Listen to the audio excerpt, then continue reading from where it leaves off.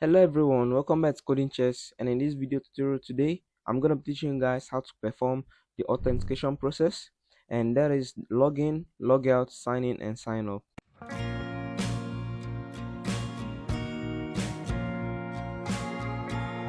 Or you could see how our project is going to look like. So right now you could see at the top here sign up form. So this is the sign up page if you're a new user or if you're a new visitor to the site.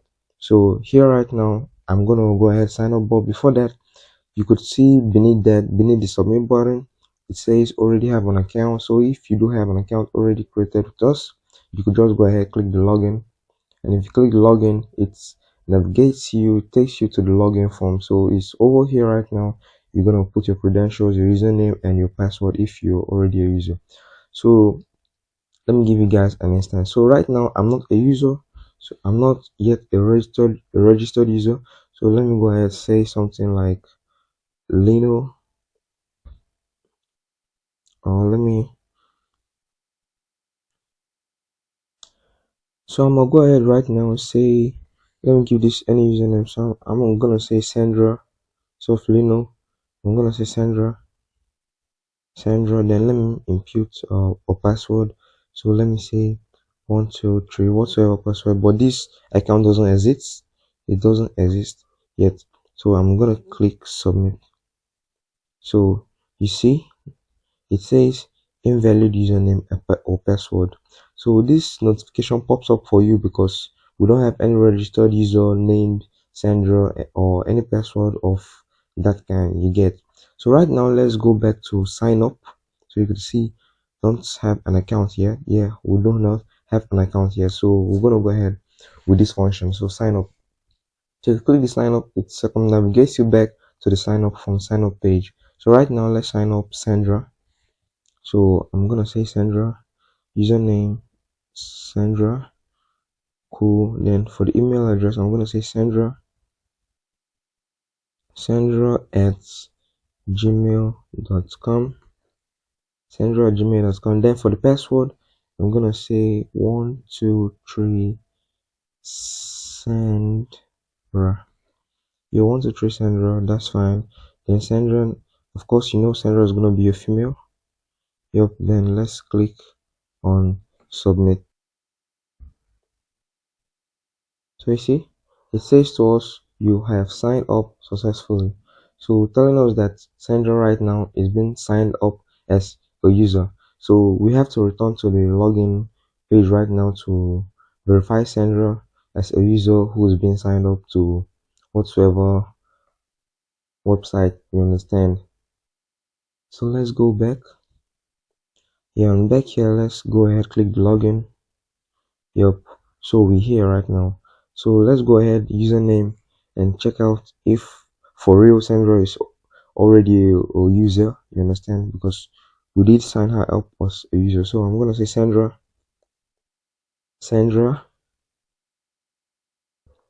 Then for the password, you all know 123 Sandra. So I'm gonna go ahead, click the submit. So submit. So you see, you have logged in successfully. So it has successfully logged in Sandra because you know it recognizes Sandra as a user. So that's why when we went ahead logging in this time with Sandra's account info and her account details, it logged her in. So friends, this is what we're going to be doing in this project: user authentication, everything, login, log out, sign in, and sign out, and all of that. So let's get back and let's type in the wrong password. So I'm just gonna say 123 alone, and I'm gonna click submit. So you see invalid username or password, telling us that that's not Sandra's. Either the username is not Sandra, or maybe the password could be wrong, you understand, one of those. So you're just gonna go ahead, check the credentials you provided here, you understand. So that's it. So friends, let's go over to our VS Code and see how we're gonna create this. So over here right now in our VS Code editor, I have a folder which I created and I did name this authentication. So inside this authentication folder is contained all the folders and files in which we're going to be using for this project. So you could see two other folders inside the authentication. So the first one over here is externals. So click on this. So inside the externals folder, I have a connection.php file, and inside this connection.php file is where we're going to be making our PHP connection to our database. You understand? So I also have another folder, images, and inside these images I have the image files, the two. So the first one, let me click on it. You see, this first one we're gonna be using this for our sign up background image. So likewise for the second one also we're gonna be using this for our login background image. And also I also have these four files over here, the index.php. So the index.php, this is where we're going to be writing the code for the sign up page, and for the login.php, this is where we're going to be writing code for the login.php. Then also if you want to log out, so this is where we're going to be writing code for the logout, and likewise for the results. So remember in the if you did remember in the beginning of this tutorial lesson, when I showed you guys, if we click on sign up or something like that, it's gonna, if you've successfully signed up, it's gonna navigate you to a new page which shows you a message which says successfully signed up, or maybe successfully logged in and that kind of stuff. So this is what we're gonna be performing. That's the function for that action, you understand? So right now, friends, I'm going to be showing you guys the database in which we're going to be using for this. So the database in which I'm going to be using for this is my SQL database, but my SQL database comes inside a stack package which is being developed, or which was being developed by Apache Friends. So this stack package is known as XAMPP. So XAMPP is a free and open source cross-platform web server solution. So inside XAMPP, we have lots of packages which comes already pre-installed in it. So kind of like we have, for example, FileZilla, PHP, MySQL. We have the Apache server itself. So let me go ahead open this. So as I'm saying, you're gonna be seeing this practical. So XAMPP, I have this already pre-installed in my device, in my local system.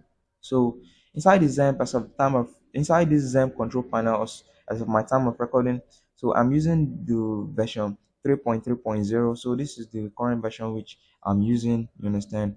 So you see the XAMPP control panel. I told you guys, inside the XAMPP control panel, it comes pre-installed with some other packages, kind of like Apache, the Apache server, the MySQL, and also the FileZilla. So you don't need to go ahead downloading FileZilla on its own, or likewise the MySQL or the Apache. You understand? So just download the XAMPP, and it comes along with all these other pre-installed packages inside it. You understand? So the Apache itself is a server, it's a web server. So, and it's also an open source, free open source web server. And the MySQL, this is our database. You understand? MySQL database. And for the FileZilla, we make use of FileZilla when you want to host your website, kind of when you want to upload your photos or your files to your project, for your project. You understand?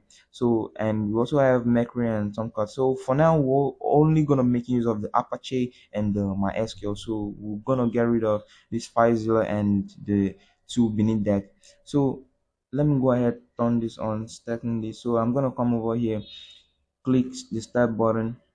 So you see, as I've clicked the start button, it's this admin button got enabled immediately. So you could see from for the MySQL, now that I've not clicked the start button, you see it's not, this admin button is not yet enabled, so telling us that we've not yet started running the MySQL database. So let's get this started. So I'm gonna come over here, click the start,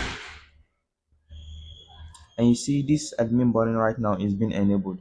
So if you want to know whether you've started your your packages, you could know using two forms. So the first form which you're gonna use to know that your packages are running, or they're being started, is when these buttons after the stop or the start being enabled, as I showed you guys.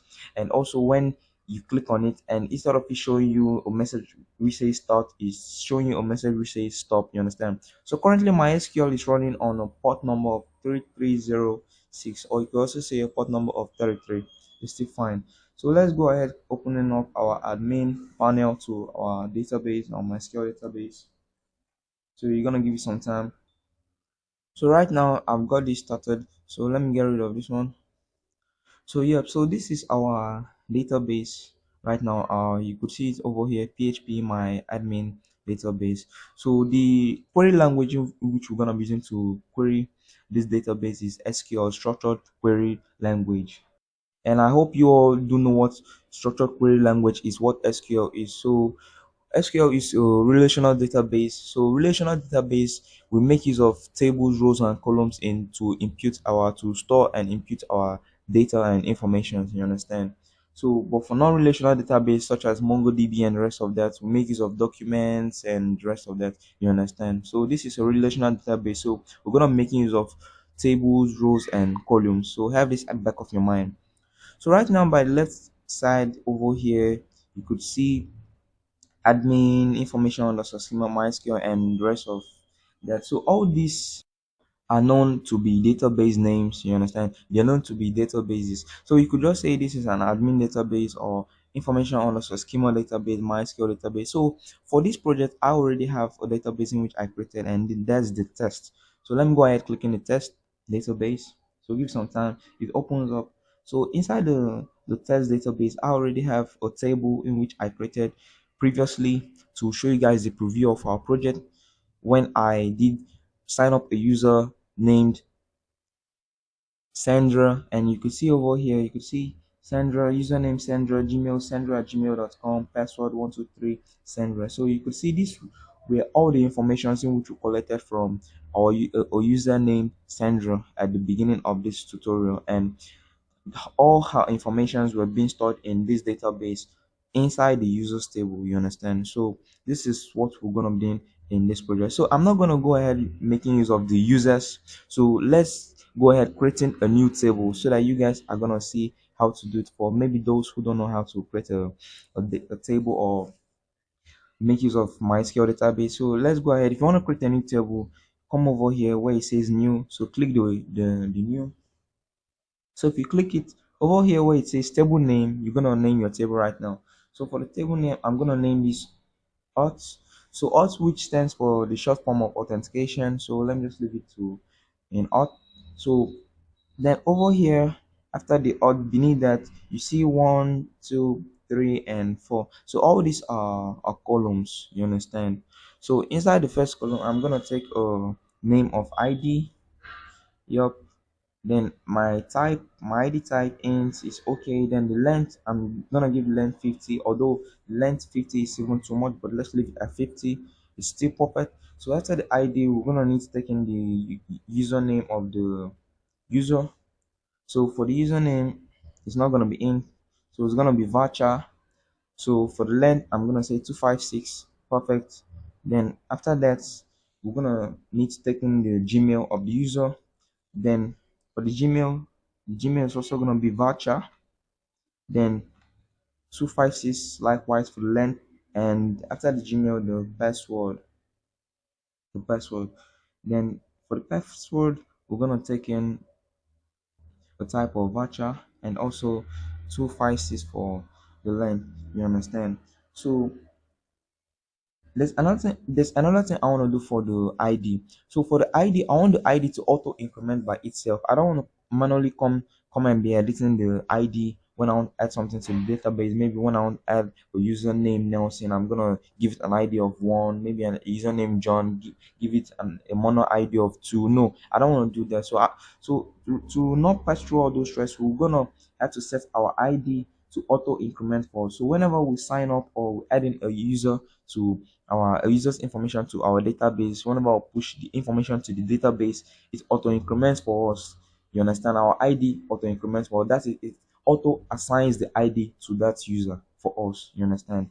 Automatically. So you see over here where it says a underscore I, this simply means auto increment. So click the button. So we'll check the button, you see it's highlighted blue and it's been ticked. So automatically it also makes this the primary key. You get?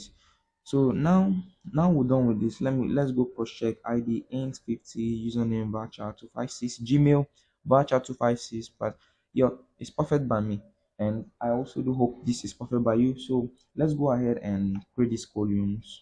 So we're gonna go ahead, click save, then give it some time. It's loading, and it's loaded successfully. So right now, by the left, you see we have two tables inside our test database, because I told you guys all these over here are known as databases. You understand? So inside our test database, we have two tables. So the first table, the auth followed by the users.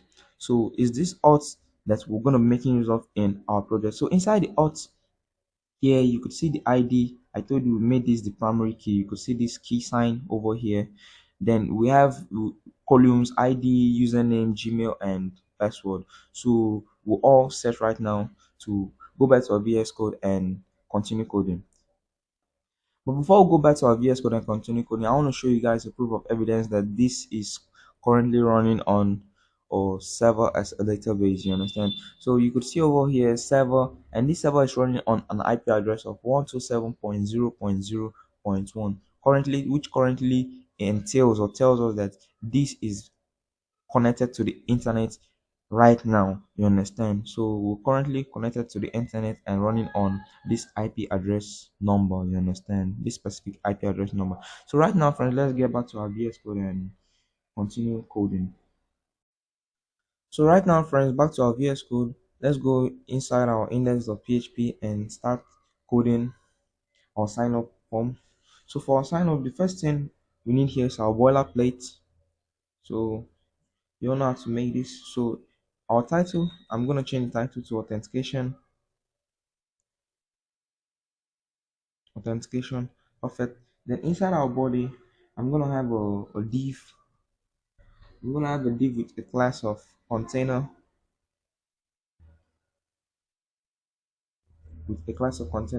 So before I continue, I'm gonna make use of the bootstrap 5. So let's go in and get all the CDN links and import them into our project. So let me go now to our web browser and then type in bootstrap 5,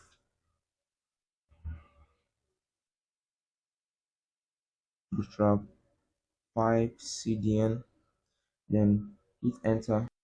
So it opens up and we're going to go ahead click the first one, introduction, bootstrap 5, version 5.0. So let's scroll down and let's copy the first link. Let's copy the first link for the CSS. So copy and let's go back to our let's editor. So we're going to paste this over here in the head. So I do like a lot of comments in my program, in my code, you understand, so that my code is going to look so neat and understandable by other programmers like yourselves. You understand? So I'm going to make a comment here and I'm going to say CSS bootstrap CDN link so that it's going to be understandable by everybody. So beneath that, I'm going to paste this Control V. So here goes the link for the bootstrap CDN for the CSS. So we're gonna also go ahead copy for the JavaScript because we're gonna come inside the body and paste that for the JavaScript. So back to where we were. So for the script, you see over here where you see script source. So this is one we're gonna copy. We're gonna copy for the script. So go ahead, click copy, and then return back to your VS Code and let's go paste this inside the body.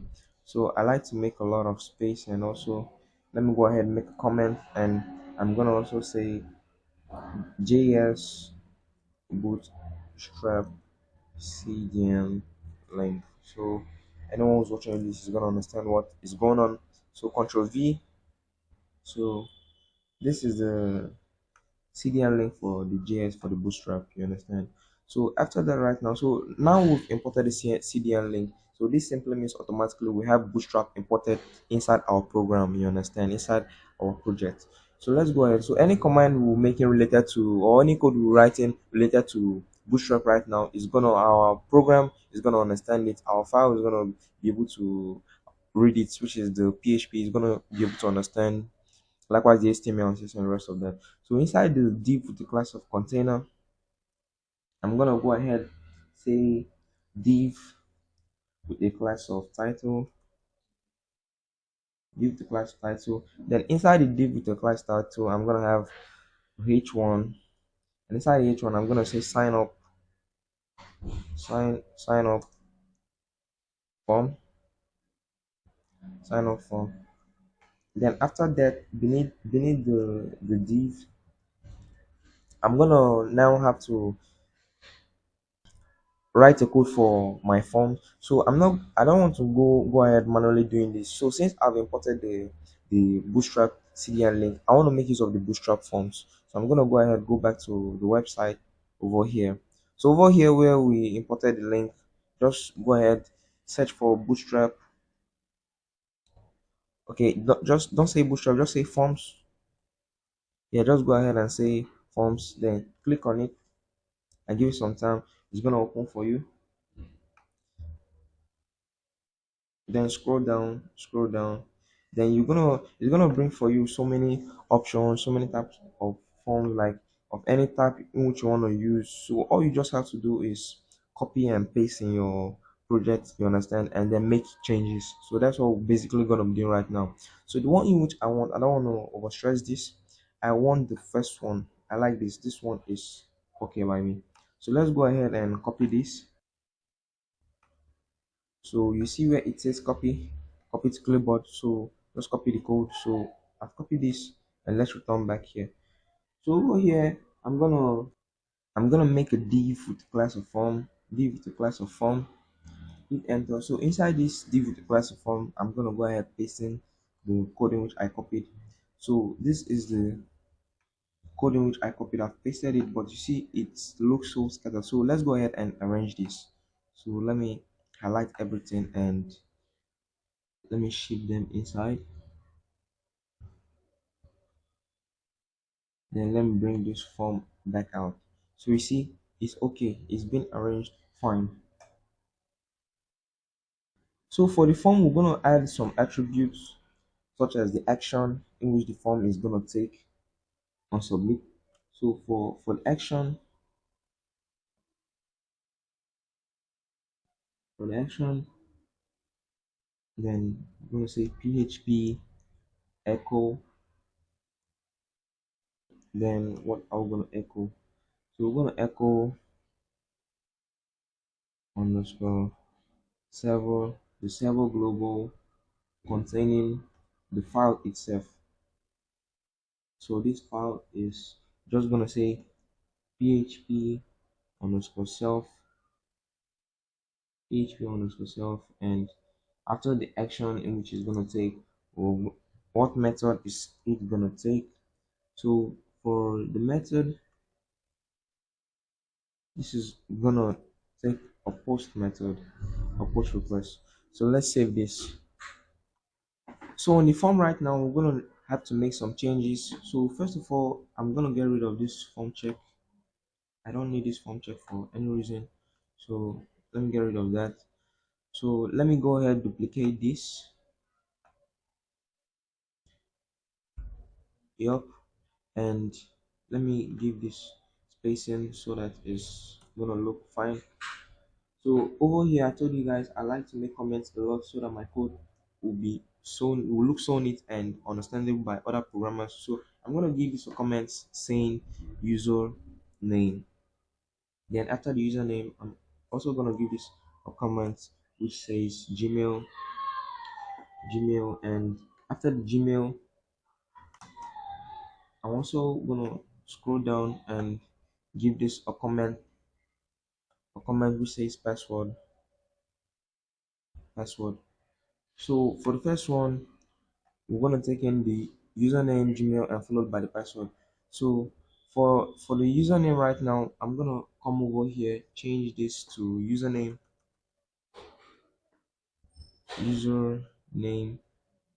Let me capitalize that username, and for the label, I'm gonna change this to username username. Then for the type, I'm gonna change the type to text.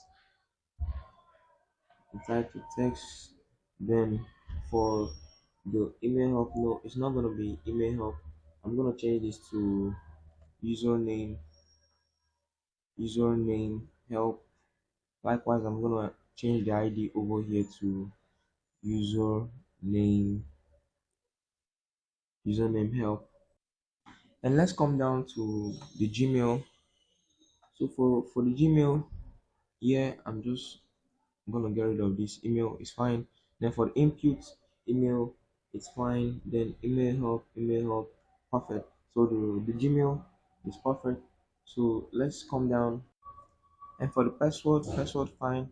Then over here, let me get rid of all of this and just say password, then type password, and let's change the ID to password also.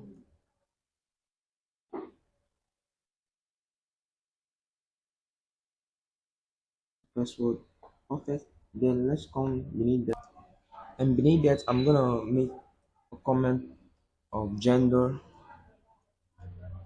comment of gender. Let me give a space. Then I'm gonna have a div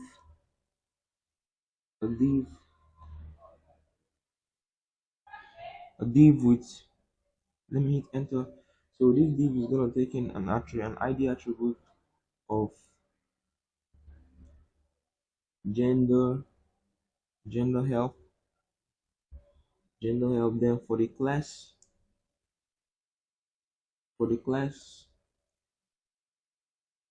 I'm gonna say form text. Then inside here, I'm gonna say gender. Yeah. And so for this gender, I'm gonna make use of the HTML select. So for that, let me go back to my web browser and let me come over here and type HTML select. So I'm gonna click HTML select tag, then give it some time to open up. Then yep, it's been opened up. So let's go ahead and copy the first one. Let's go ahead and copy the first one. So let me come here, copy this, Control C. Then let's return back to our VS Code. So over here, I'm gonna paste right now. So as usual, let's arrange this so in a clean and nice format. So hit your tab, then get this out back. So I just need two options for this. So the first option, the value in which is gonna take is male. Then for the second one, the value in which is gonna take is female. Then inside here, I'm gonna also say this to be male, and for inside here, I'm also gonna say this to be female. Female. Perfect. So let's save this up and preview in our web browser. So over here in our web browser, I'm running this on localhost, then authentication, and hit enter. So you see how this looks. It's fine, but it's not so fine. So we're gonna go ahead right now and designing this using the CSS, the style. So but before I go ahead, for the gender, I don't think this is what I need, so I'm gonna make a change to this gender over here. So I'm not gonna use the one being provided to me by the W3 schools any longer. So I'm gonna go ahead, come to Bootstrap and click select. So I prefer their own. Besides, we have Bootstrap CDN imported for us, so I have a real right to access this. So you see the select here, I like this one, so I'm gonna go ahead and click the copy. So it's a thing of preference and choice. So whichever one you like, you just make use of. It's still fine. So I'm gonna come here and okay, no, I'm gonna leave that. Control V. Then let's arrange as usual. Tab, and for the select come out. So this is perfect. So for the options, I just need two options as usual. So let's change this to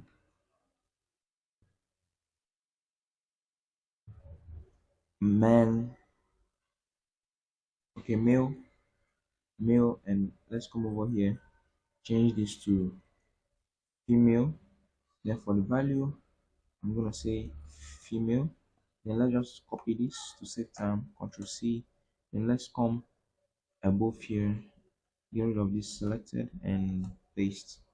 So change this to male. Perfect. And let's save right now and preview how this looks. So back to authentication. Let me refresh. So perfect, perfect, perfect, perfect. This is what I want. So if you click this, you see male, female. But right now you see the size, the width is so wild. It's so wild, you understand? And the submit button is marring the gender field, you understand? The gender input field. So let's get that solved. So over here in the select, so I'm just gonna apply break, hit enter. Let's save and let's see how this looks right now. So Control R, perfect. You see, there's a space in between the gender input field and the submit button. So right now, let's go work on the width and the styling, the background color, just everything about the styling right now. That's what we're gonna be going and working right now. So back here, let's go to the top. So in between the head and the body, this is where I'm gonna input my style tag. I'm gonna say style.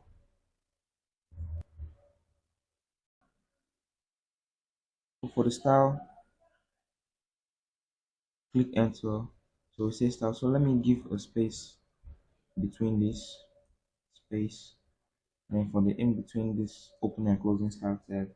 So inside, I'm gonna go start styling the body first of all. So open your curly braces and close it. So for the body, I'm gonna give this background image, which is gonna take in a URL, the URL of our first image, which is a direct path to a relative path to our images inside our images folder, then our w3.jpg image. So perfect. So after that, I'm gonna give this background color, background color. So I know most of you right now will be asking yourselves, why giving this a background color when you already gave this background image? So the reason of me giving this a background color is in case if maybe the background image doesn't load up, maybe error occurs along the line or something like that, then the background image faults not to open, you understand? Then the background color will replace the background image at that point in time. Then on until you get the background image fixed or resolved, you understand? So for the background color, I'm gonna give this hex color of CCCCCC. Perfect. So after that, I'm gonna give this a background repeat of repeat, no repeat. Then after that,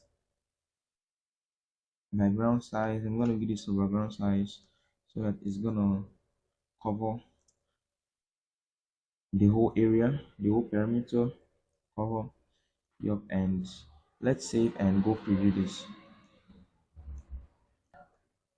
So let's go on right now to our web browser and let's load this up. So you see how it looks. So see our background image has been added here. So let's go back and keep coding. So right now, let's go reduce the width size of this and let's head back. And back here to perform the styling for our width. So we're gonna start the form, class of form. Start the class of form. Then first of all, give this a background color of x4242 f5 f5 f5 f5 42 f5 f5. Close this. Then inside this padding, this is gonna take a padding of 20 pixel vertical and 20 pixel horizontal. Then border, I want to give this a border of 3 pixel solid. The border is just kind of to beautify it more, to make it look good, solid blue. And after that, I'm gonna give this font weight, a font font weight of bold, so that the text are gonna be more bolder. Then after that, font size of 150. percent. Then after that, I'm gonna give this a border radius of 30 pixel. I do hope you guys understand what all these functions are for. For the background color, that is the background color of this to styling this class of form. The padding is the length around it. The border for the border, sorry, the border is length around it. Then for the padding is the inner spacing inside it. Then for the font weight is the to styling the your font, you understand, to making it bold, border, or whatsoever font weight you want to give. Then for the font size, it's kind of like incrementing the text size, you understand. Then for the border radius is kind of the curvy edges, you understand, kind of circular curvy edges. So let's go ahead, run this. Let's save up and let's go preview over here. So Control R. So voila. So see how it looks right now. So this is the background color in which I made this of. So you see the fonts, the font weight bold. I said bold. So making all this text you see over here bold. Then I gave this also a border radius, and I told you guys border radius is for the curved edges. So you could see how it curves over here. See how it curves over here. That's the function of the border radius. And for the padding, I told you guys the padding is the inner spacing. So you could see around this whole perimeter. Look here, all around where my cursor goes like this. So you could see I gave this a padding. You understand? I gave this a padding of vertical 20 and horizontal 20. So that's it. So let's get back and let's style the button. So for the button, I'm gonna go ahead and say class of button. Then I'm gonna give this a margin of 20 pixel vertical and 1 pixel horizontal. Then for the button, because let me save this up and let's go preview. So for the button right now, if you click the button over here, you see I've clicked, nothing happens. If you click the button over here, it still shines blue. So I want, if you hover on the button, it changes its color. So it's very very simple. So let's just copy this. Let's duplicate this. Then class of button. Then on hover, change me the background color. Let me copy this. So typing it out one after the other. So it's gonna be easy for us. Control V. So let the background color be simply red. This time around, we're not gonna be using any hex figures. So let's save this and let's go preview.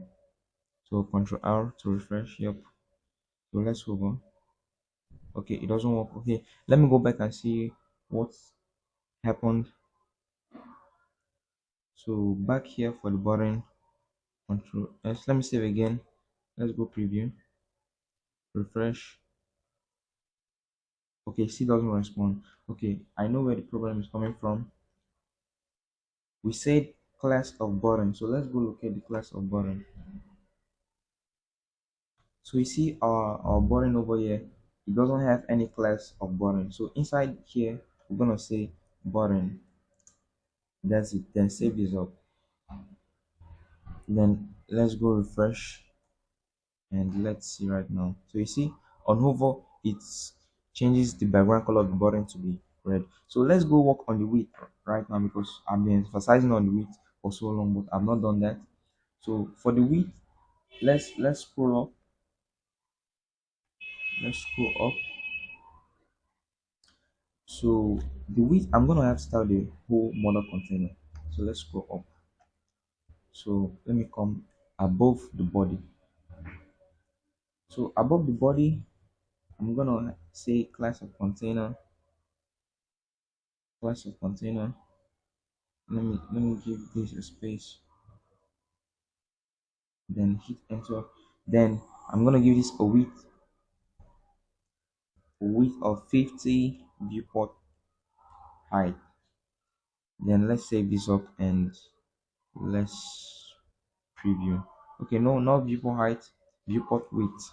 Then let's save this up and let's preview. Viewport height is for the height, while viewport width is for the width.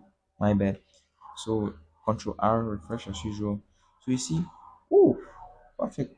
This form is now looking so good, but we have some little more things to do So let's get this sign up form to come to the middle over here, and let's get our message beneath this which says already have an account, then login. So let's go back to our VS Code.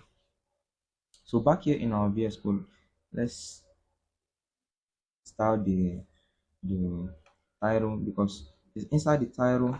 You can see it's inside the title here that we have a sign up form. I want to align that to the center. So we're gonna say class of title, text align, text align to the center.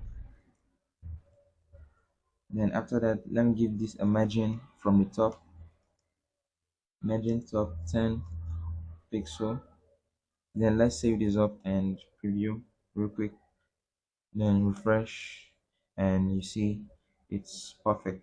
So it's remaining the message beneath this, you already have an account, login. So let's go do that. So I'm gonna go beneath the gender. Yeah, beneath this gender over here. Okay, let me get rid of the break for now. So beneath the gender, I'm gonna say, okay, no, not Ctrl Z. After the button, I'm gonna say P, taking a P tag, then already have an account, then question mark. Then inside that, I'm gonna take in a span or span. Then inside the span, I'm gonna have an anchor tag for now. Href of, let me give this hash. So let's leave this to be this for now. So later we're gonna pass in a link to where it's gonna locate to. You understand? Then inside the anchor tag, we're gonna have our login message, our login like this. Then let's save up and let's go preview this. Control R. So let's scroll down to the bottom. So you see how it looks here. So there's too much space here. So let's see why there's too much space over there. So I think it's the break. Let me get rid of the break first and save up. So it's now perfect. You understand? So over here right now, you see the login is blue, so it's not performing the function which Anchor performs. Okay, I say the login to be inside the span. So let me cut this, then get it inside the Anchor tag, Control V, and let's save this up. Yeah, perfect. So you see the font color has been changed to blue. So you could see if I hover on it, if I click it, you see the address changes to index.php hash, the location. So let me go back, click it again, you see index.php hash. So perfect. So all these messages you see right here over here will never share your email. These are the places in which we're going to be showing our error messages, kind of like if maybe the user field is empty, it's going to show you something like an empty user name, email not correct, or that and that, you understand? So we're also going to perform that. So let's go over to our index, our login page, and start our login page. Then we'll go over and quickly start the PHP. So back here, let's save this is now perfect. So over here for our login page, as usual, we'll quickly start with our boilerplate, hit enter. So for here, I'm just gonna say login, perfect. Then for the body, this is gonna be easy because we're gonna be doing much more of copying and pasting, you understand, to save us time. So let's head over right now to the index.php for the sign up. So we're literally gonna copy everything from this div down to where it ends. So this is where it ends. So Control C. Then let's get to our login and Control V. Yeah. Then let's go to the top. So for the first one here, username, we need the username and password. All we just need is the username and password. So let me get rid of the email, the Gmail. Perfect. Then likewise, let me get rid of the gender.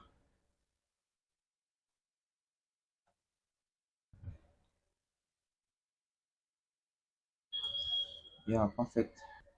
Then let's go ahead changing the message here. So this is gonna be don't have an account,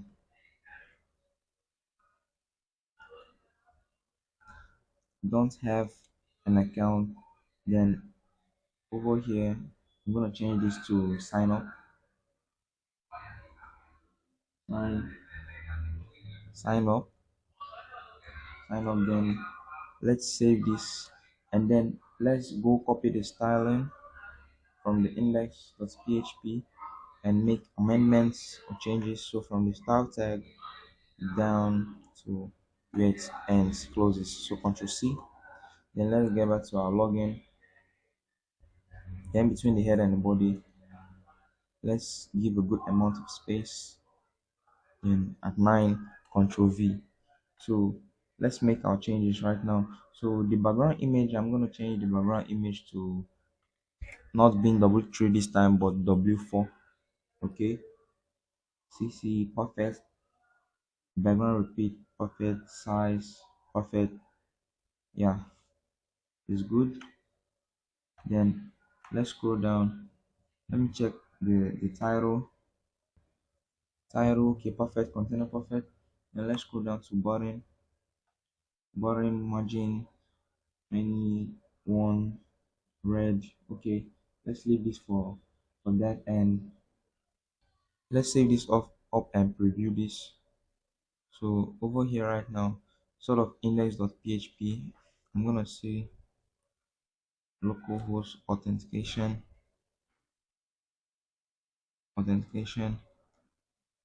login.php. Let's run this. Let's save. Let's refresh. Sorry, let's refresh this.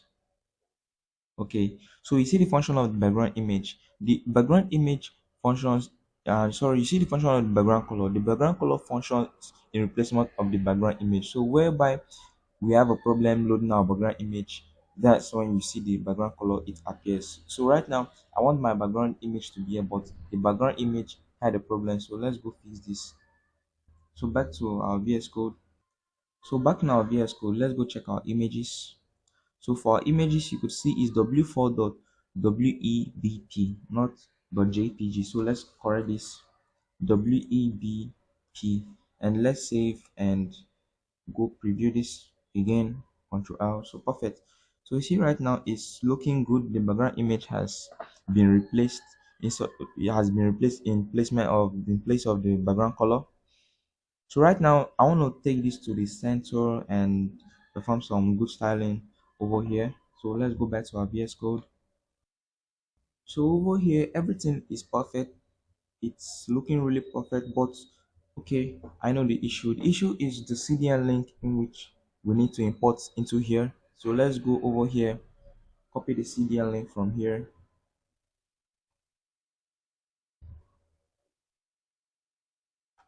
Control C, and come over here. After the meta, Control V.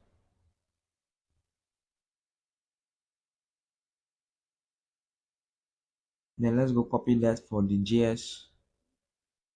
So for the JS, let's go to the bottom. Here it is. So copy this, Control C, then back to the login. Let's scroll down. Yep, inside the body, let's give a good amount of space and Control V. Save this. Then let's go preview again. Control R and voila.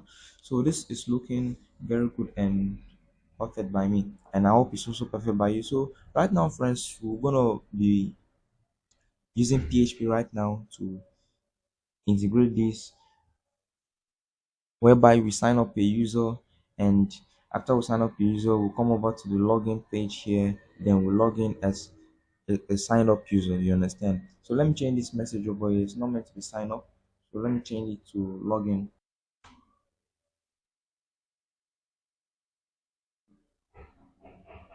So it's in the title. So this is login. Let's save and let's go preview. Yeah, perfect. It's perfect. So this is at the top. So let's get this whole thing at least down here in the middle. So like over here inside the body, inside the body, I'm gonna give this a margin top, a margin top of 40 pixel. Let's save this up and preview.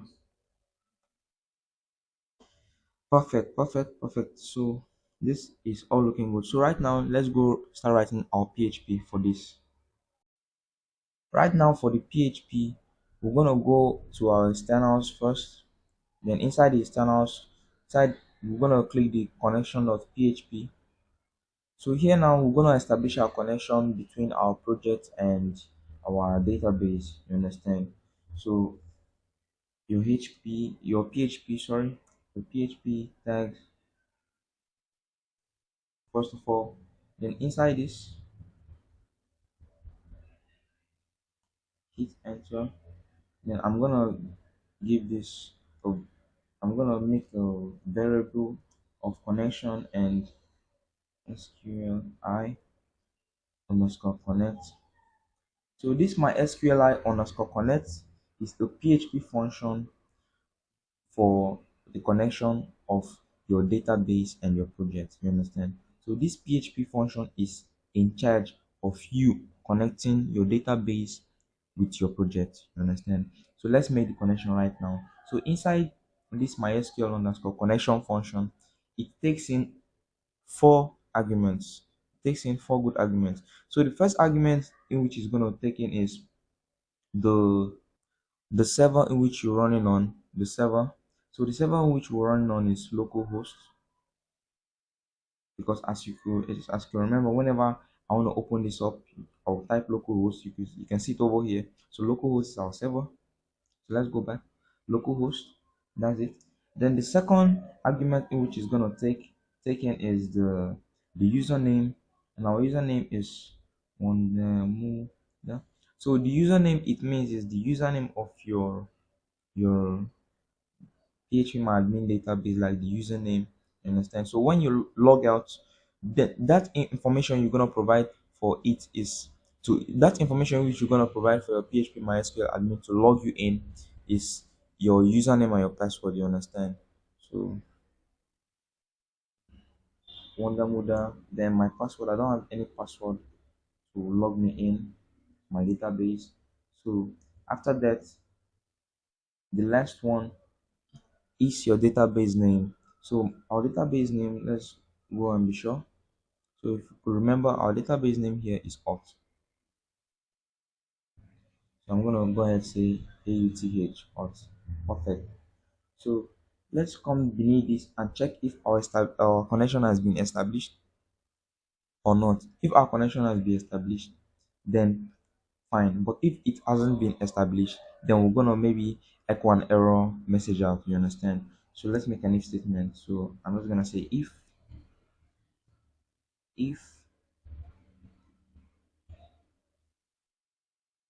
this is if our connection has been established successfully. If it has been successfully done, then do this for him. But I want to go with the inverse of the statement which I want to make. So the inverse of true is yes. You understand? So if the connection has been established, is what I meant from here. If this connection has been established. So whereby the connection has not been established, the inverse of the connection not been established is if it has been established. You understand? So that simply means what I'm trying to state here is if our connection has been established, because I put an inverse of when is established. You understand?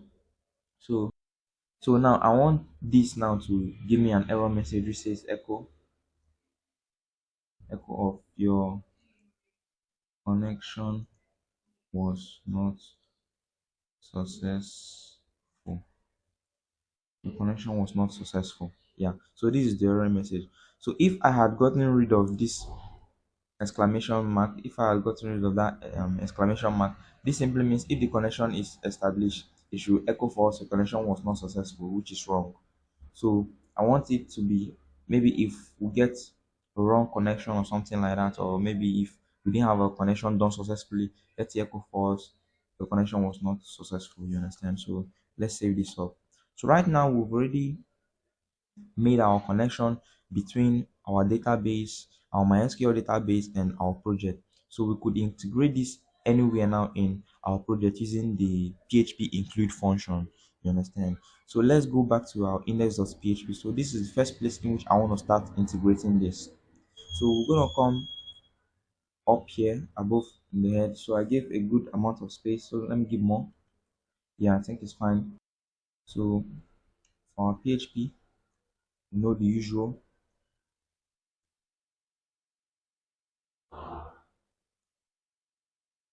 Yep. Then inside it here, I told you guys we're gonna need our include function. This function is a PHP function which allows you to locate or navigate through different files and folders in your project. So take for instance, you have this login.php here, and maybe you want to locate login.php here. You understand? So you can use the include function over here to navigate to it. You understand?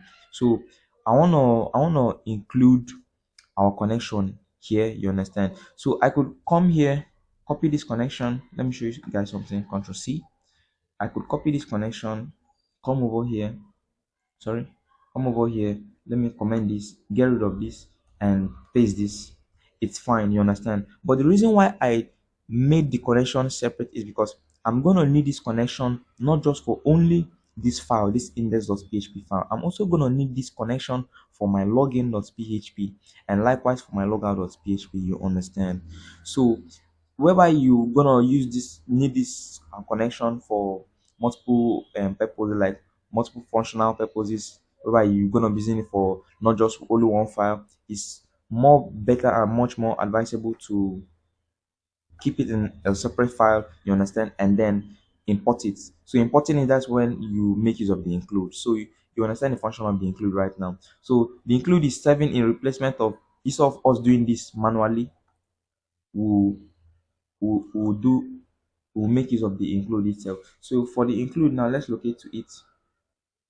So it's inside the externals,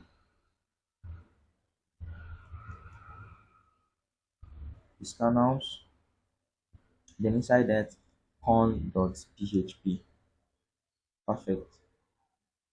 So this, you see this and this right now and this right now are both the same thing. They serve the same purpose. You understand? So in replacement of this, we make use of the include. So what we mean is we're saying include for us this connection. You understand? So it's much more better. I see it makes our code much more cleaner, neater, and swift. So perfect. So let's continue. So next up now, what we want to perform, let's go to our web browser. What we want to perform is, let me go to sign up. Sign up. Not, okay, not found. Let me go back. Okay, and we're here in our authentication. So next up, what we want to do right now is, if we have a username, an email, a password, and we choose our gender, what we want to do right now is to submit. So, and what we want to perform is, what we want to do is, if we submit, we want the we want our information, our user information, to be sent to our database here, over here, to be stored here. You understand? Inside the auth.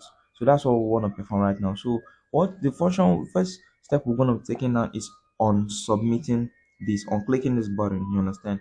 So the same way in JavaScript we have on submit, do this, or on click, do this. The same way we also have it in PHP, but in different form.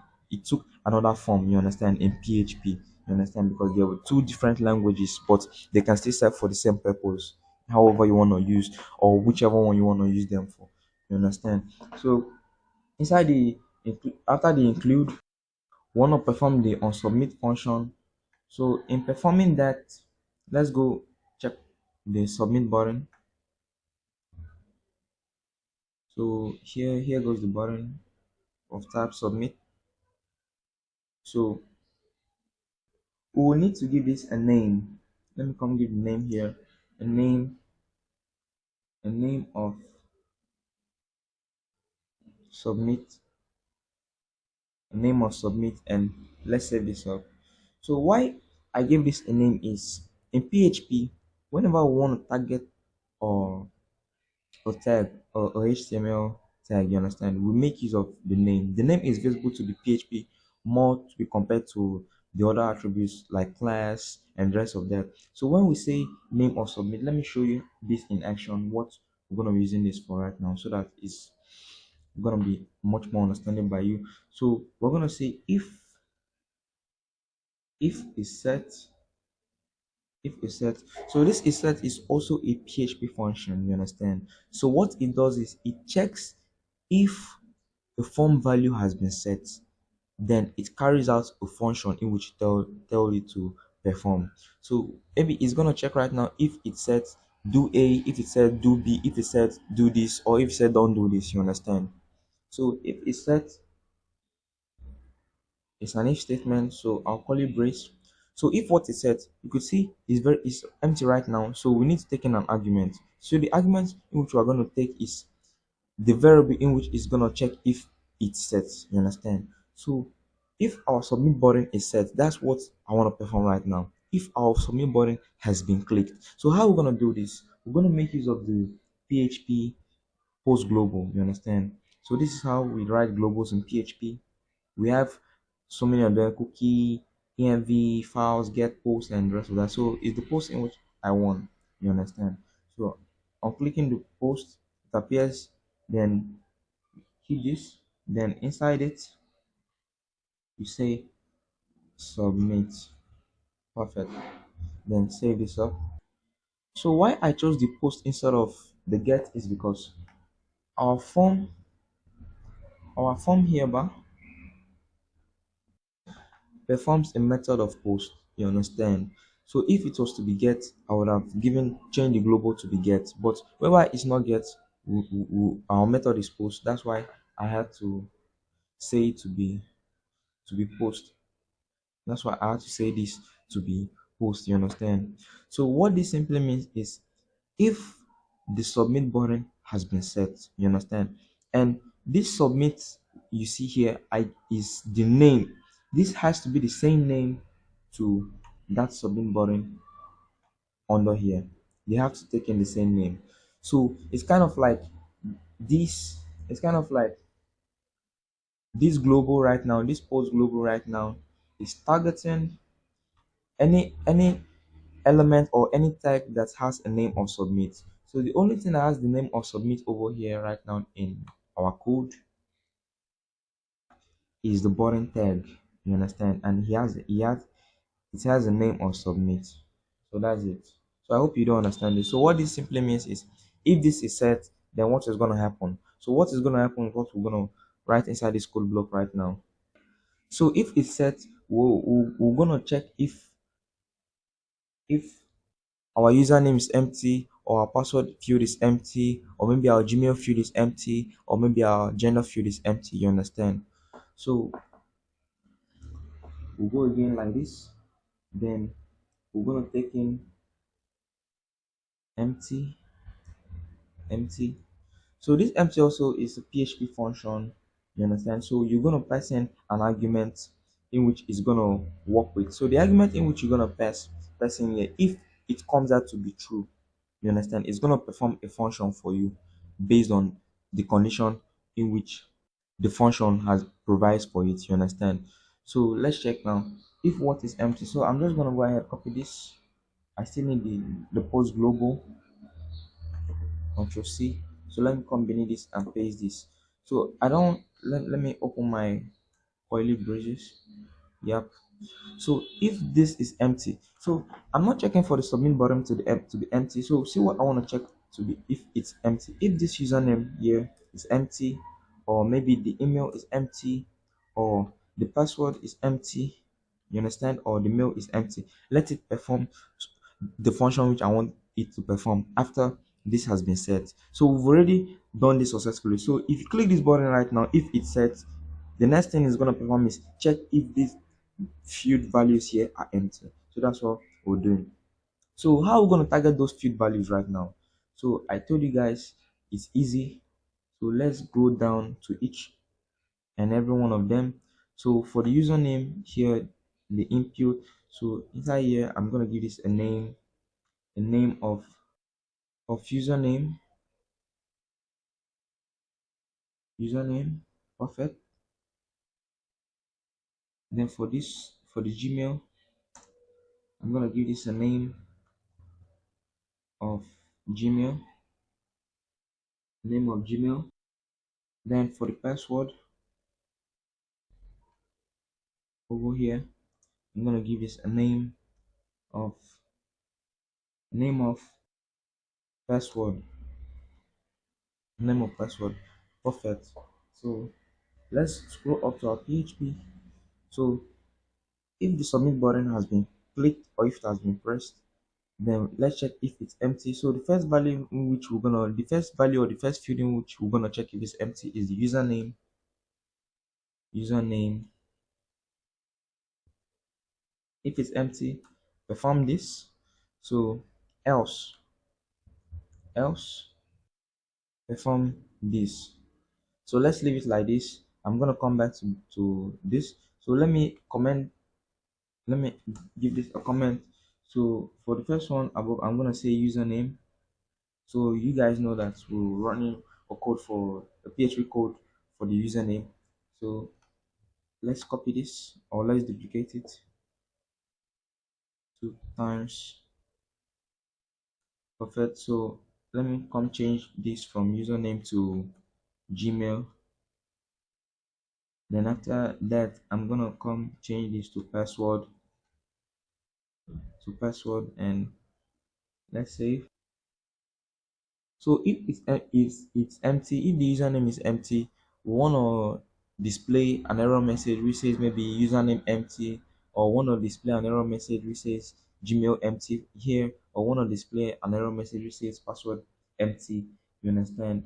So let's go ahead right now and perform that action. You understand? So what I'm gonna do right now is I want to create an array. I want to create an associative array which is going to contain for me my error messages. You understand? So by so doing, let's go ahead create it. I'm creating it. So dollar empty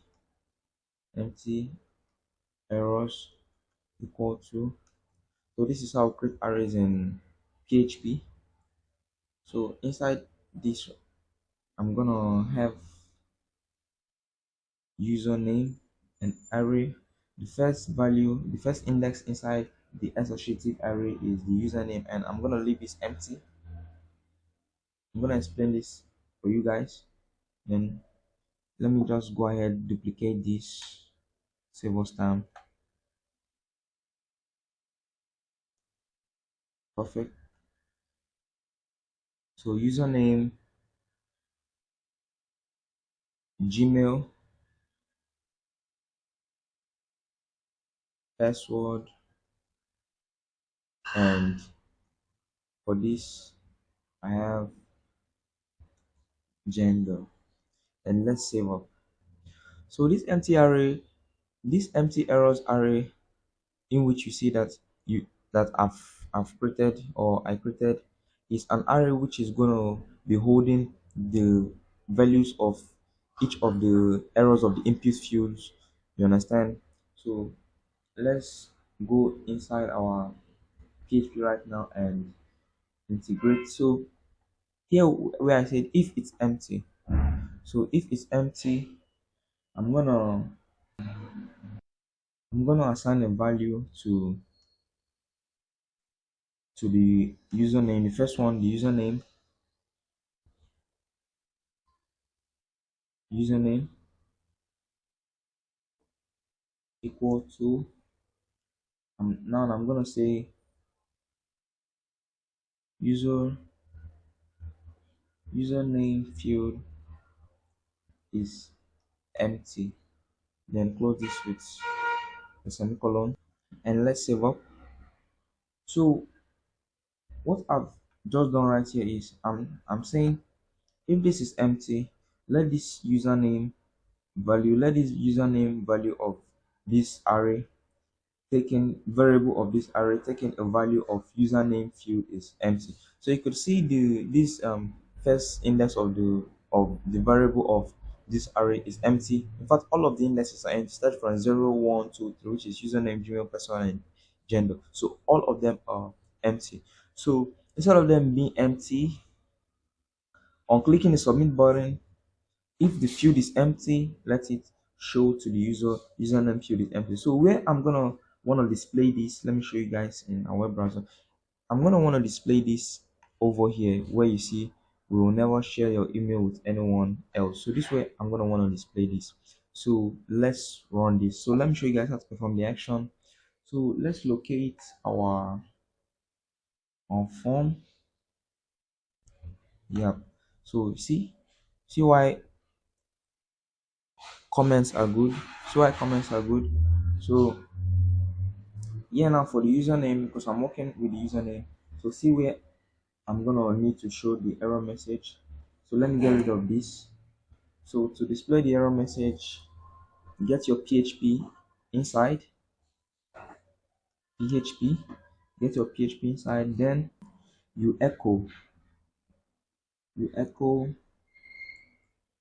the message. So the message is an array of empty errors containing a value or an index 0 of user name, and close this with a semicolon, and let's save this up and check how it is. So let's refresh. Okay, I have an error. So I've been denied access. So you can see my connection has a problem. So let me go resolve that and come back. So I think it's my username. Let me capitalize this. Let's save and go preview. So it says unknown database auth. Okay, unknown database auth simply means that auth is not a database. So let's go check if it's true. Okay, yeah. Auth is a table name. You understand? So our database we were gonna to have provided would have been test. So let's head back and change it from auth to test, and let's save up and let's go check it out again. Perfect. So you see it has been resolved. So for the username right now, you remember what the function in which we program right now, saying that if this username field is empty, let it display for us an error message here, username empty. So let's go try this out. So now you see it's empty. So let me click the submit button. So you see, perfect. It says to us username field is empty. So you see how we'll be able to perform this. So let's also perform this action for the rest of this, the email, the password, and likewise for the gender. So let's go back. So back to our index.php. Let me just go ahead copying this. So I do more of copy and paste to save me time, you understand? So you're not gonna while away a lot of time doing just something you've gotten already. So I just prefer copy and paste. So when you copy you paste, then you just make changes. So when you come for this one, empty errors, so instead of this being a username, so this is gonna show us an error message of Gmail. So remember, because Gmail, see it over here at the top, Gmail, you understand? So it's empty right now, but whenever we click the submit button or whenever we submit the button and it's empty, let it display for us a message. So this is now when the thing takes in a value, you understand? Whenever it's empty, it takes in a value, but whenever it's not empty, you're not going to see any error message or any value there, you understand? So that's this code. So hope you understand this. So we're gonna change this to Gmail. Gmail field is empty. So for the password, so let's change this to password, and we're gonna say password field is empty. Let's save this up and let's go check this out. Okay. Before we check this out, if you remember, it's gonna work right now, you understand, but it's not gonna display over here as an error message as you see it over here. So let's make it possible to display as an error message over here. So by so doing, we're gonna have to integrate in our HTML, you understand. So let's get back to our HTML and locate for the Gmail. Yeah, for the Gmail, let's get rid of this. So this is no longer what we need. So let me go ahead, copy this, Control C, then come over here and Control V, paste. So let's change this error message. I don't want it to display for me error message of username. So I want it to display for me an error message of Gmail. Okay. So likewise for the password, I'm just gonna go ahead copying this whole div, Control C, then come beneath this, Control V, and instead of saying email help, I'm gonna say password help. So remember I told you whenever you're copying, you're gonna need to make some changes, you understand, if it's relevant. So this time around it's relevant because we're not dealing with the email, rather we're dealing with the password. So likewise we're also gonna come make a change here and say password. Okay, my comments I have a mistake. You have gotten rid of that password. So let's save this right now. So whenever we have the user field empty, email empty, password empty, we're gonna be shown an error message. You understand? So let's refresh this and see how it's is. So voila, you see the change. Username field is empty, Gmail field is empty, password field is empty. So perfect. So this is what we want. So we've gotten the first functionality, you understand. So for the second functionality right now is, what about if a user provides a detail here for you? So what are you gonna do with that detail right now? So that's the next functionality we're gonna treat. And that's gonna take us to regex. You understand? So regex is kind of like confirming maybe a user's provided password matches your condition to your website. Maybe take for instance in your website you want all users to make sure they have special cases, special characters in their password.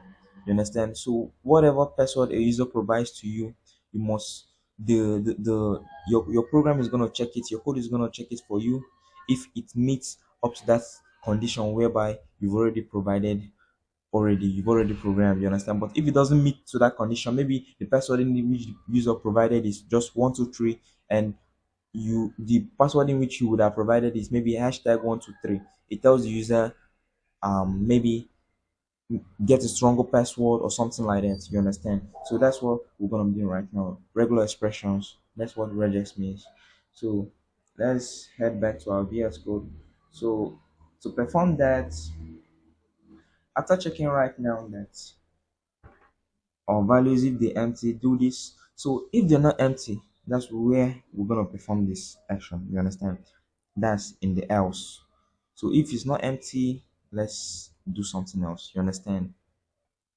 So I'm just gonna go ahead copying the regular expression from my sublime text from my notepad and paste it here so that it's gonna be easier for us and quicker.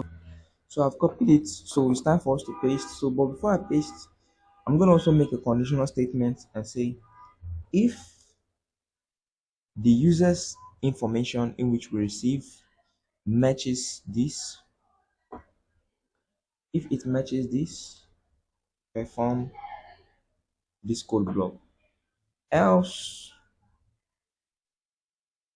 else if it doesn't match this, perform this. You understand?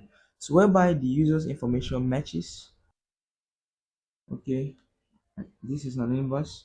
So this inverse simply means whereby this user provided information does not match. Sorry, if it doesn't match, let's run this. So if it doesn't match, so I'm still gonna target the empty errors array and say username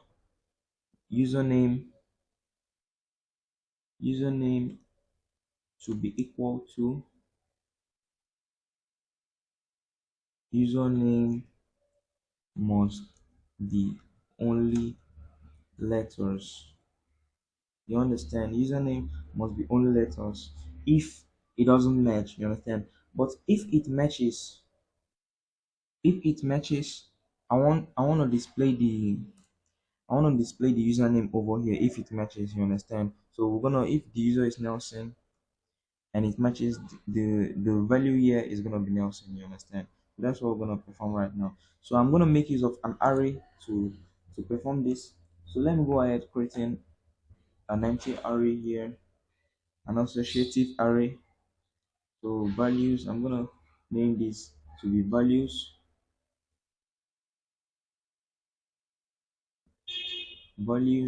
equal to, let me just go ahead copying this because they still the same. Control C, then Control V. Yep. So let me close the array with a semicolon. Perfect. And let me save this up. So let's scroll down. So in our statement, if it matches, we're gonna give this. I'm gonna say values username to be equal to a post global of username. So what I've done here simply is, if you come over here, if the user passes in a value, maybe his or her name, like Nelson has given us his name, and on submit, if this value or in which Nelson provided to us matches with the regex, if it matches with this condition, this regex which I've written here, I'm going to explain this for you guys in a little while, in a short while. So if it matches with this regex here, let this be carried out. So for this, I then created an associative array of values holding taking in variables. We have the first one of index 0, which is username, followed by Gmail, password, and gender. So they're all empty. If you can see, all of them here are empty. So whereby they match, so let's then assign a value to them. So let whereby the username, for instance, matches, let's assign a value to the username variable that's contained inside this array to be uh a post global containing that same information in which Nelson gave to us, containing that same name in which Nelson gave to us. So what this simply means is that if on submit it matches, and let me say what the Nelson provided for us was his name Nelson, then let Nelson remain here. You understand? So what I'm also gonna need to do that for the Gmail. Then I'm gonna show you guys how it is. So let's get back. So for the Gmail, let me go copy this from my notepad, the regex. So I've copied it. So I'm gonna start with the conditional statement, then paste this. Then inside here, I'm gonna say, okay, no, I'm gonna say else perform this. So so if the user's Gmail does not match with the regex, the condition of the regex, let it run this. So what I want this to run is an error message. So I'm gonna go ahead copying this error message here. You see, then come here and let's paste and let's make changes now. So not the username Gmail, rather then username, not username. I'm gonna have to change this to Gmail.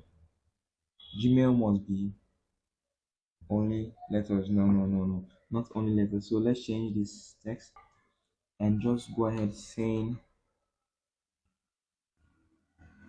Gmail, Gmail not correct, Gmail not correct. Save up. So if it's correct, if the Gmail the user provides matches with our regex condition, let it let this values array. Okay, let me just go ahead copy it from here. Control C, then Control V. So let values array holding a variable of Gmail be assigned a value of post global containing a value of Gmail. Perfect. So okay, sorry, I was working this for the password, so not for the password. So let me cut this out. Control X, and it's for the Gmail. So Control V. Perfect. Control S. Now this is looking good. So let me go ahead, go copy the regex for our password also from my notepad.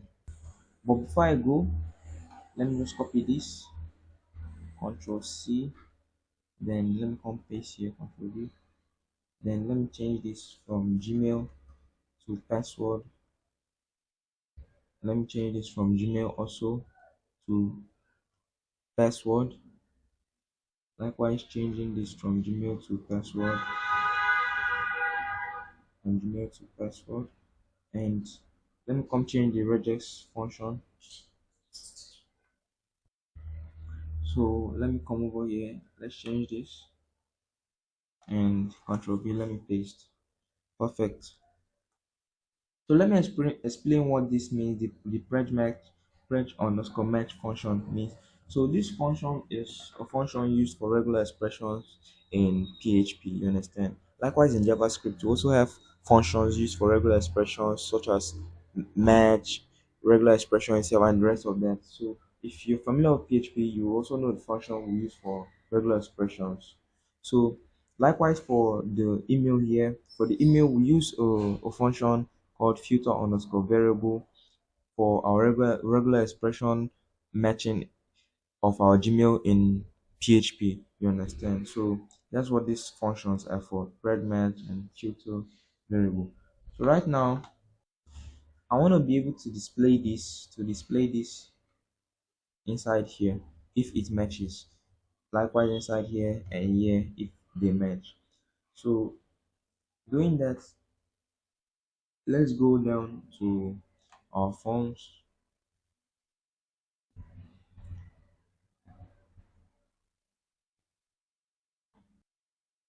So right now here in our forms, let me go start from the username. So let me just copy this, Control C. Then for the input, I'm gonna have a value, and inside that, I'm gonna paste this, Control V. Then let's make changes. So this is no longer gonna be empty arrows. So this is gonna be values containing a variable of username. So whatever this value turns out to be is gonna display inside here as the value of this here. So this is what it's gonna display as the value of this username. You understand? So let's go ahead, copy and paste for the rest. So Control C. Let's go for the Gmail over here. Control V. Then let's change this to Gmail. Then let's scroll down. Likewise for the password, Control V. Then change this to being password, and let's save this up. So now let's go refresh and see how it looks. Perfect. So let's kind of start afresh and check this out. So let's come here and say local. Let's open it up again. Then authentication, hit enter. So so you can see over here we have error messages. So let's check why we have these errors and let me solve them and we'll get back. Okay, let me check for the value of the inputs, value, echo value, username, Gmail, and for this password. Okay, let me save up. I guess we didn't save. Let me save up and let's go check this out again. So over here in our web browser, you see I've refreshed and it's gone. So we'll solve this. I didn't save initially, but now I've saved this and it's fine. So let's check this out. So for the username, first of all, let's check the first functionality if it's the fields have been are empty. So let's go ahead and click submit. So you see username field is empty, Gmail field is empty, password the field is empty. So for the username, I'm gonna say Nelson. Then for the email, I'm gonna say Bing. I'm not gonna say Bing at gmail.com. Perfect. Then for the password, I'm just gonna say 123 and hash JK whatever mail. I'm a mail. Submit. So you see, it's fine. So let's change this text here to Gmail not correct to password not correct. You understand? So let's go down to the password where it says Gmail not correct. So here it is for the password. So I'm gonna say password, save this. So you see it has changed to password not correct. So it tells us that the password in which we provided is not correct. So let me try another password and see if it accepts it. Perfect. It accept this. So for my regex, I told you guys the function of regex. You must meet to the command of the regex before it accepts you or it passes you. You understand? It passes your value correct. So you could see I didn't meet up to the demand of the regex. That's why it gave me an error message. Password not correct. But this time I met up to the demand. So what I programmed there was for the password to accept should have at least a number and an alphabet, you understand, but no special character. Then click on submit. So I passed it, but whereby I now come over and say a number like 12, then a special character like hash, and an alphabet like G, and I click submit. You see it doesn't accept it. It doesn't match with my regex. Password not correct. So I have to do it to match to my regex. So I'm gonna say something like 123, then NE, then submit. You see it matches to my regex. Likewise for the email, if you come to the email and type any random trash, click submit. It says please enter an email address. You get. So that's the function. So this is working perfectly fine right now. So let's work on this functionality whereby if you click login, it's gonna take us to the login page. So it's easy. So let's scroll down to where we have the login over here. So inside the href is where we're going to locate the login.php file. So the login.php file is in the same inside the same directory where we have the index.php. So they're both inside the authentication directory. So no need to stress yourself navigating this. So what you're just gonna have to come over here and just say login.php. And let's save this up and let's refresh. Good. Then let's click on login. You see, it takes us to the login page. So let's come perform this action also for the sign up. So let's go to the login.php. Over here, we're gonna say sign up.php.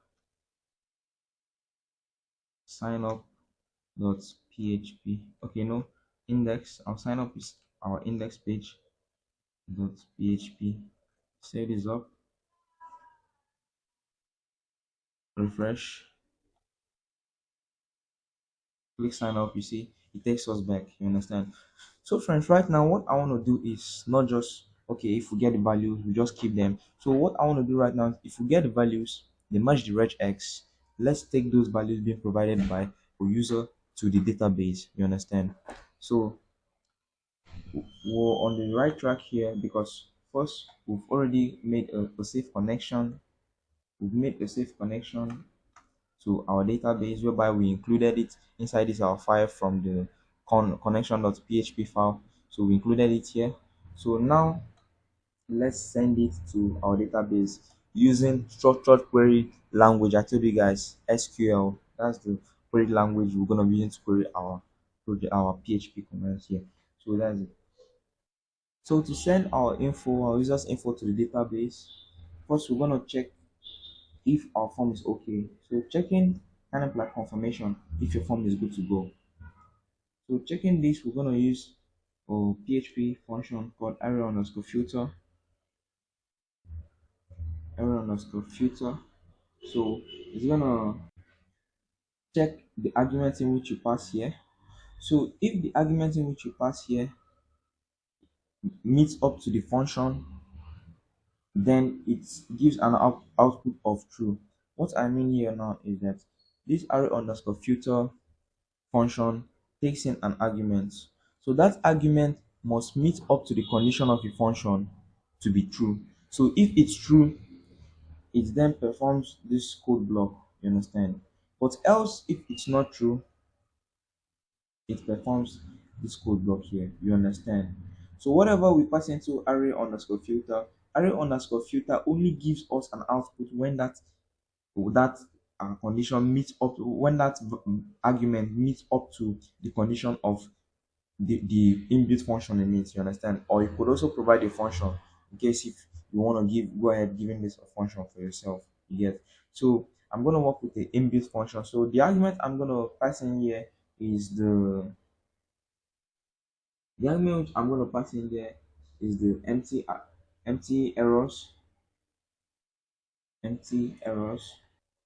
So why I passed in the empty errors is because I want this program now to check if there's any value contained in the empty errors. Because if you have any value in the empty errors, that simply means this is gonna default to giving us true. You understand? So simply meaning we have an error. You understand?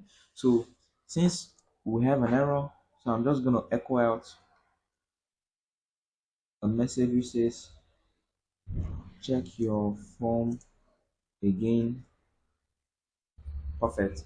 But whereby it runs this function, whereby this function is being run, and let me say there's no error, like everything defaults to false, there's no error, then let this run. So inside here right now is where we're now going to be sending our details, our users information to the SQL database. You understand? So first of all, let's write our SQL. So inside this I'm going to say insert into users. This is the database. Okay, no, not users. I want to insert into the table auth. Okay, insert into the auth tables. The auth table, sorry. Let me close this. So I want to insert into the auth table the username, the Gmail, and the password. But at this point in time, you can see we don't have any username, Gmail, or password provided here.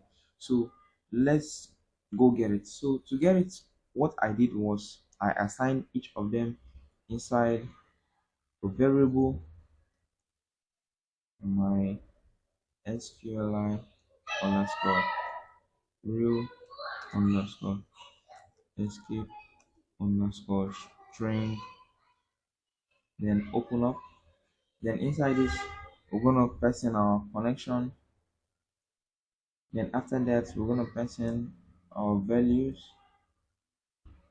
Then this one is gonna take in username.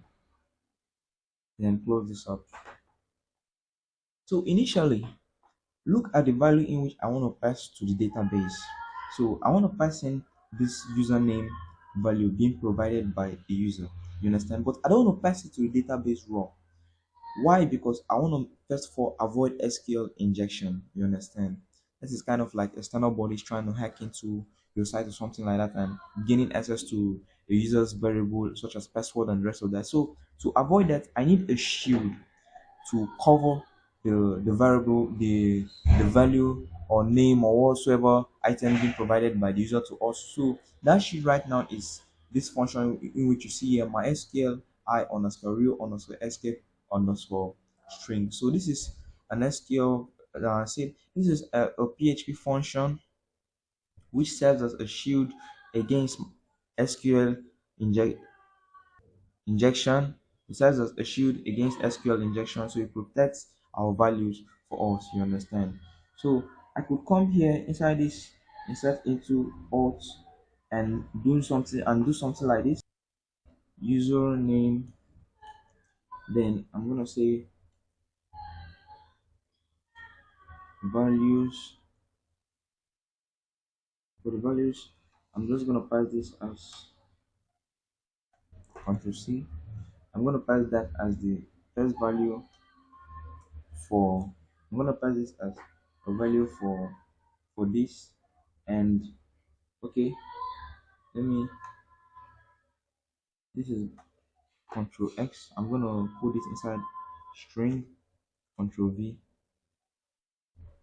Okay, it's showing us an error. Okay, what I'm gonna do, let me get rid of this Control X. So let me just come outside here and say a equal to Control V. Then let me close this up. Then inside here, this is gonna simply be a. You understand? So if I perform this, it's gonna work. You understand? But the value in which the user provided to me that I want to send right now into this auth table in our database is not gonna be secure. You understand? So the purpose of me using this mysql underscore real underscore escape underscore string function is for security of whatsoever value your user provides to you. You understand? So instead of sending this raw, I'm gonna get rid of this because I value my users and their security. You understand? So I'm gonna paste this in Control C and Control V. So this is the secure form of whatsoever the user provides to you to pass into the database. This is the secure form. You understand? So I'm just gonna go ahead duplicating this again, and let me space this out. So instead of username here, I'm gonna say this to be Gmail. Then over here, I'm gonna say this to be password. Likewise over here, I'm gonna say this to be gender. Yep, all of them, they're both gonna have the connection. Then for here, I'm gonna say Gmail. Then here, I'm gonna say password, and here I'm gonna say gender. Perfect. So inside here right now, I'm not just gonna send in only the username. I'm gonna send in also the Gmail. Likewise, our password. So inside here, let me just copy this, Control C, duplicate this, and duplicate again, paste. So username, this is gonna take in the Gmail,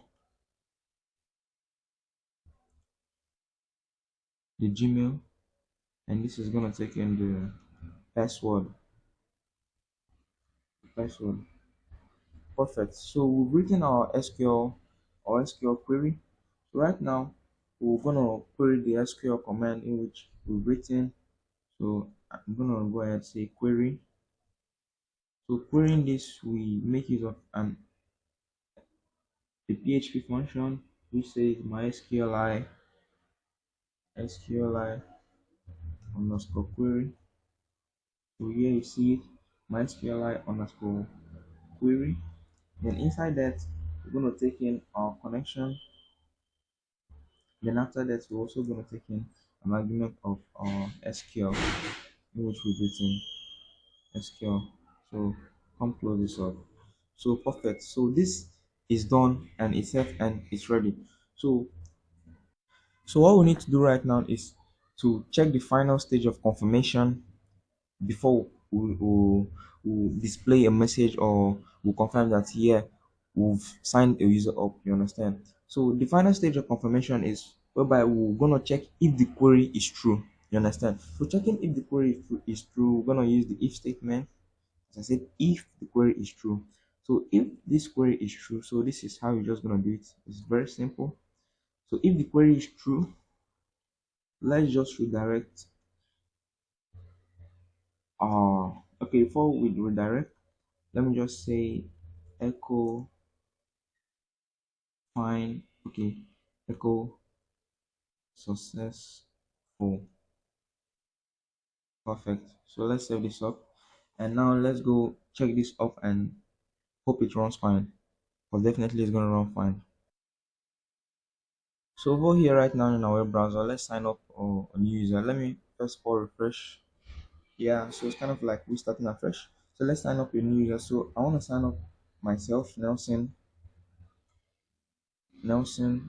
Then for the Gmail, I'm just gonna say code@gmail.com. Then for password, I'm just gonna say 123NE. So simple. Then I'm gonna hit the submit button. So I think we have an error. Okay, it says unknown column Gmail. Okay, we made a typo. So let's go check. Not Gmail. It's meant to be Gmail. So over here, let's correct ourselves. Gmail. So you see, most of the times I face errors and the rest of that. Let me just tell you guys the truth. Like that's, in fact, nearly that's how it is to be like when you're a programmer. You understand? You always gonna face problems, challenges, bugs. But the best part of it is when you face those problems, when you face those bugs, how do you come out solving it? You understand? Because when you face those problems, the first thing you're going to ask yourself is, why did I face this problem? Why this error? Then you knowing the reason of that error coming up is also going to give you an easy access to you providing or knowing a solution to solving that problem. You understand? So that's the best way to be a programmer. So being a programmer is not all about cramming and the rest of that, or maybe if you face error you get angry or that or this and that. No, no, no. If you face an error, you face it and find a solution to that. You understand? So you see, as I face this one, I just came, check here, and saw that I made a typo. We've corrected it right now. So let's go save and let's preview again. Perfect. So if you look over here, you could see the message successful. So when I sign up a user, let's go to our database. Let's go to our database. So over here right now in our database, inside the auth, so you can see one user signed up. Username Nelson, Gmail. This is his Gmail, and this is my password. Perfect. So what I want to do right now, friends, is when we sign up, I want to take you guys to a page which is gonna display a message saying maybe sign up successfully, login successfully, or that. You understand? So let's go perform this session. So let me go to the page, and that's gonna be our result.php. So let me click on it. So you see right now it's empty. So we're gonna work on this right now. So now let's get our boilerplate quickly. Then inside here, I'm gonna change this to result, and let's not also make the mistake of forgetting our CDN link. So let's quickly go get our CDN link, or you could say more of our CDN links called Z2 link, copy and login result, paste over here.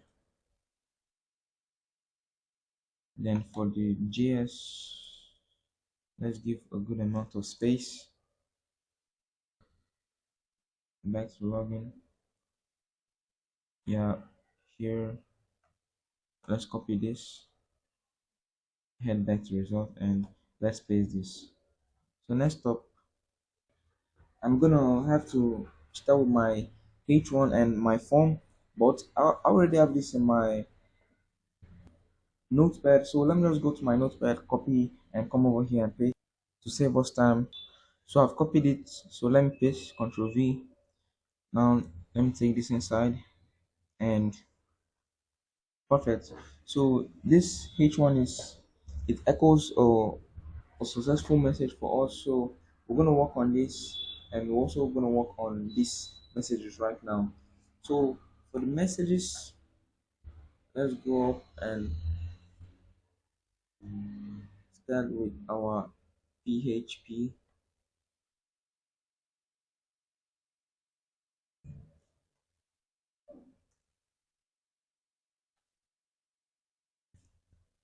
I'm gonna make use of sessions here. So for that, I'm gonna say session. You know how it's done. You're gonna start your session first. Session start. Session start. Hit enter, and this is a function in PHP. So you could use session instead of cookies. So sessions and cookies almost serve the same familiar. They almost have the same familiar functions. You understand? You could either use sessions or you could use cookies.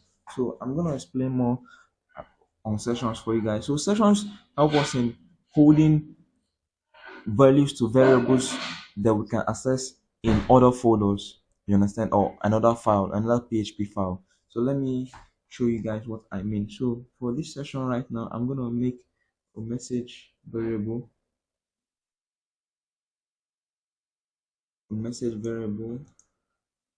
and so I'm gonna say dollar session. So inside this session, this is gonna take in value. So for the message two, so let me just duplicate this. Then this is gonna change to two. So this is also gonna change to value two. So wherever we see value and value two, like over here right now, from what I copied and paste over here. So wherever we see this message and this message two here, what is going to replace this message and message two? This message and message two, they're both acting as variables. You understand? So the values to this message and message two, they are being contained in a session. You understand? So they've been contained in a session holding a variable known as value. You understand? But now it's not been assigned. You understand? So as I said earlier on, this session here is empty. So this is just a message variable holding a session which has a variable or value. So it has no value. So let's go assign the values to these two over here. So assigning it, let's go back to our index. So let me scroll up. So I'm gonna wanna assign this if our variable, our query is fine, if we've confirmed it.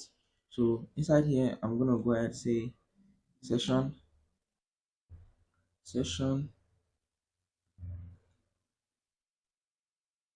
underscore start. So if you want to make use of session, you always have to start it, close this, then after the session starts, so let's assign the values. So for the first one, which is a global or session global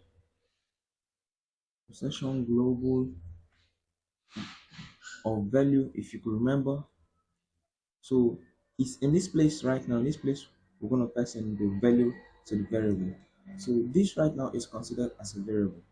So inside here, in case if it's successful, we're gonna receive a write-up of signed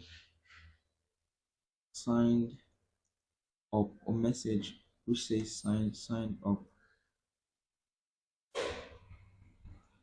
which says signed up. Perfect. So let's close this and save. Then for the second one, if you can remember, for the values, let's duplicate this. So for the value two, So for this, I'm gonna change this to sign out.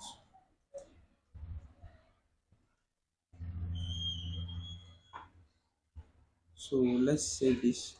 So what I just did here is that I have already assigned values to these session variables. So in any file right now in this project, whatsoever file, in as much as you want to assign this, you're just gonna have to come to that file. So I want to access this right now, this session values that I've assigned to these variables over here. I want to access them right now inside this result. So that's why I came over here, created another variable, named this message, and inside that I got access to it by calling it up. You understand? Just call the variable.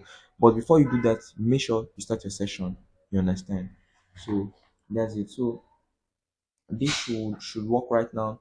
So let me check something. Let me save up first.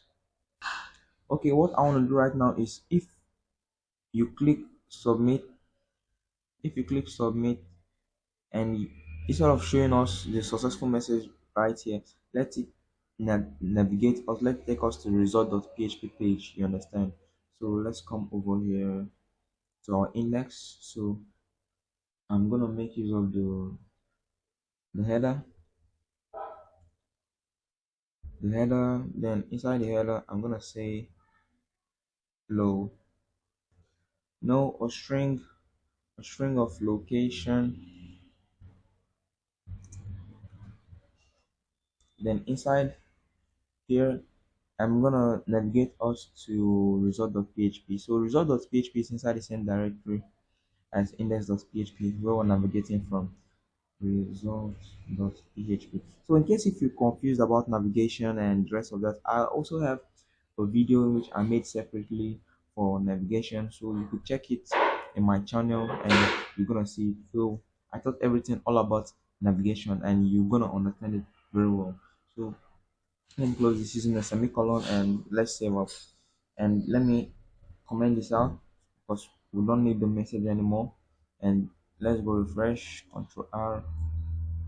Perfect. So you see, you signed up successfully.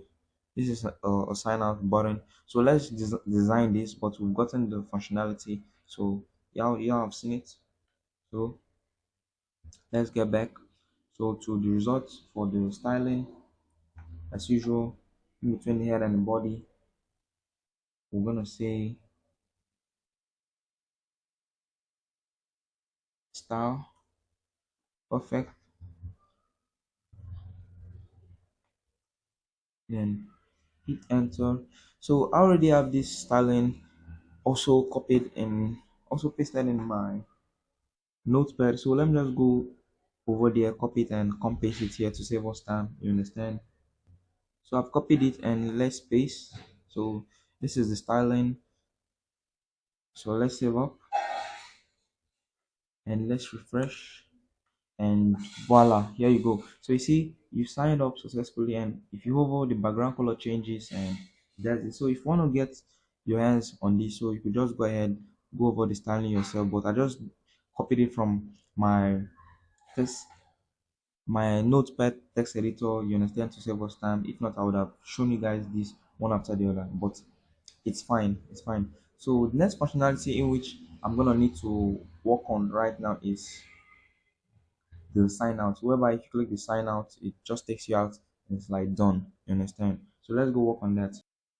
So for the sign so for the logout, we're going to come here and perform an if statement.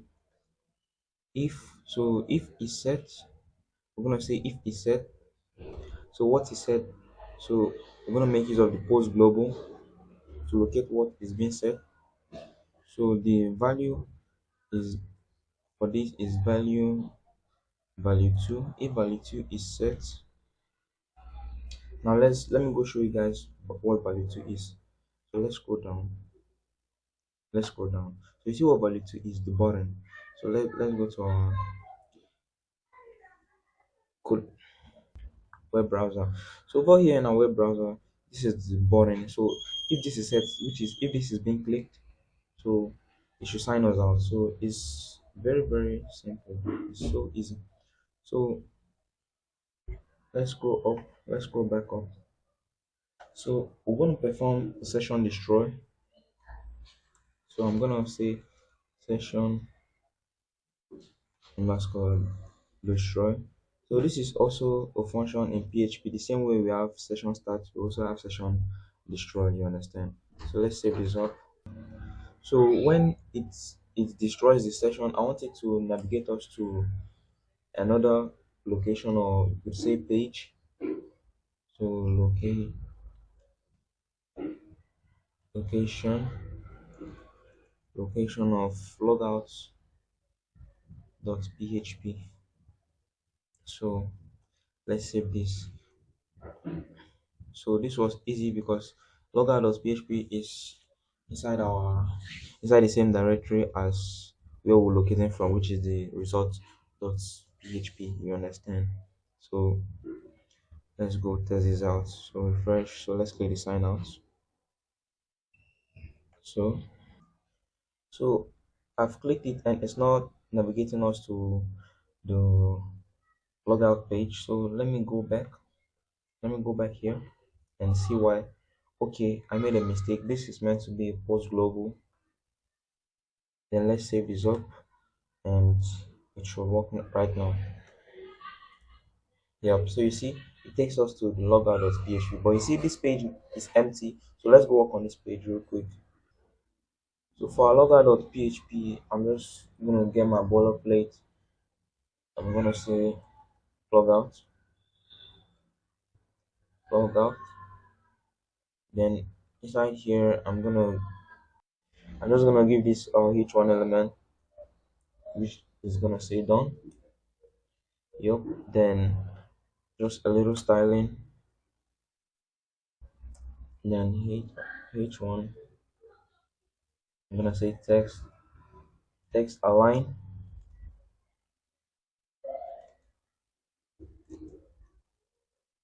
center.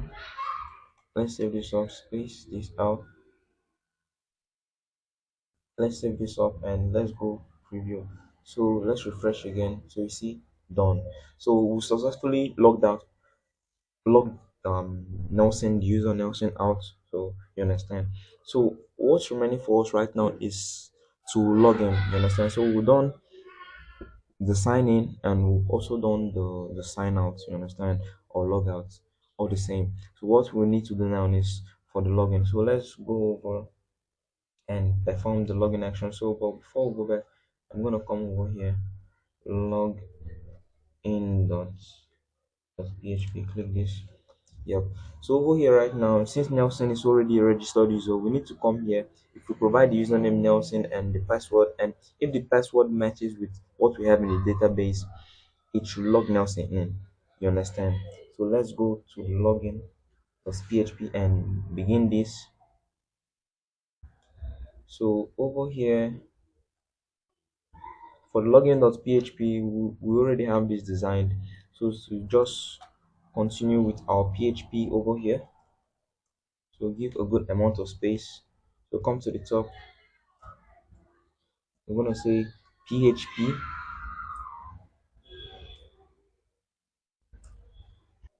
So for this login.php, we're going to performing almost nearly the same action as the sign out, but just we're going to make few changes. You understand? So for that being said, so let's go to our index.php. So I'm just going to go ahead copy every code from this include down to here. So I'm going to say Control C. Then let's get back to login. Then let's paste. Let me give a good amount of space, then Control V. Yeah, perfect. It's all good. So we need our connection is good. So for the login, we don't need the Gmail. We don't need the Gmail because over here, as you can see, you just username and password. So let's get rid of the Gmail. And likewise the gender, we don't need the gender. So over here for the values, we don't need the Gmail, we only need the username and the password. For the gender also, we get rid of the gender. And also we're gonna perform or check on submit on clicking the submit button, which is this. On clicking this button, it's gonna check if this is empty. You understand? And if it's not empty, it's gonna match the values in which we provide here to any regular expression in which we give to it. You understand? So let's go do that. So if it's empty, okay, on submit, if it's set full submit, so let's go check if our submit name of our submit has the same name to that. If it matches, okay, here goes our button. So there's no name submit, so let's give it a name of submit. Perfect, a name of submit. So on submitting this, so what's the next thing? On submit, if it's empty, the username, so let's go give our input the name of username, and likewise for the password. So before we go ahead doing this, let's get rid of the Gmail. We don't need the Gmail here. So let's go. We don't need this also. We don't need this. Yup. So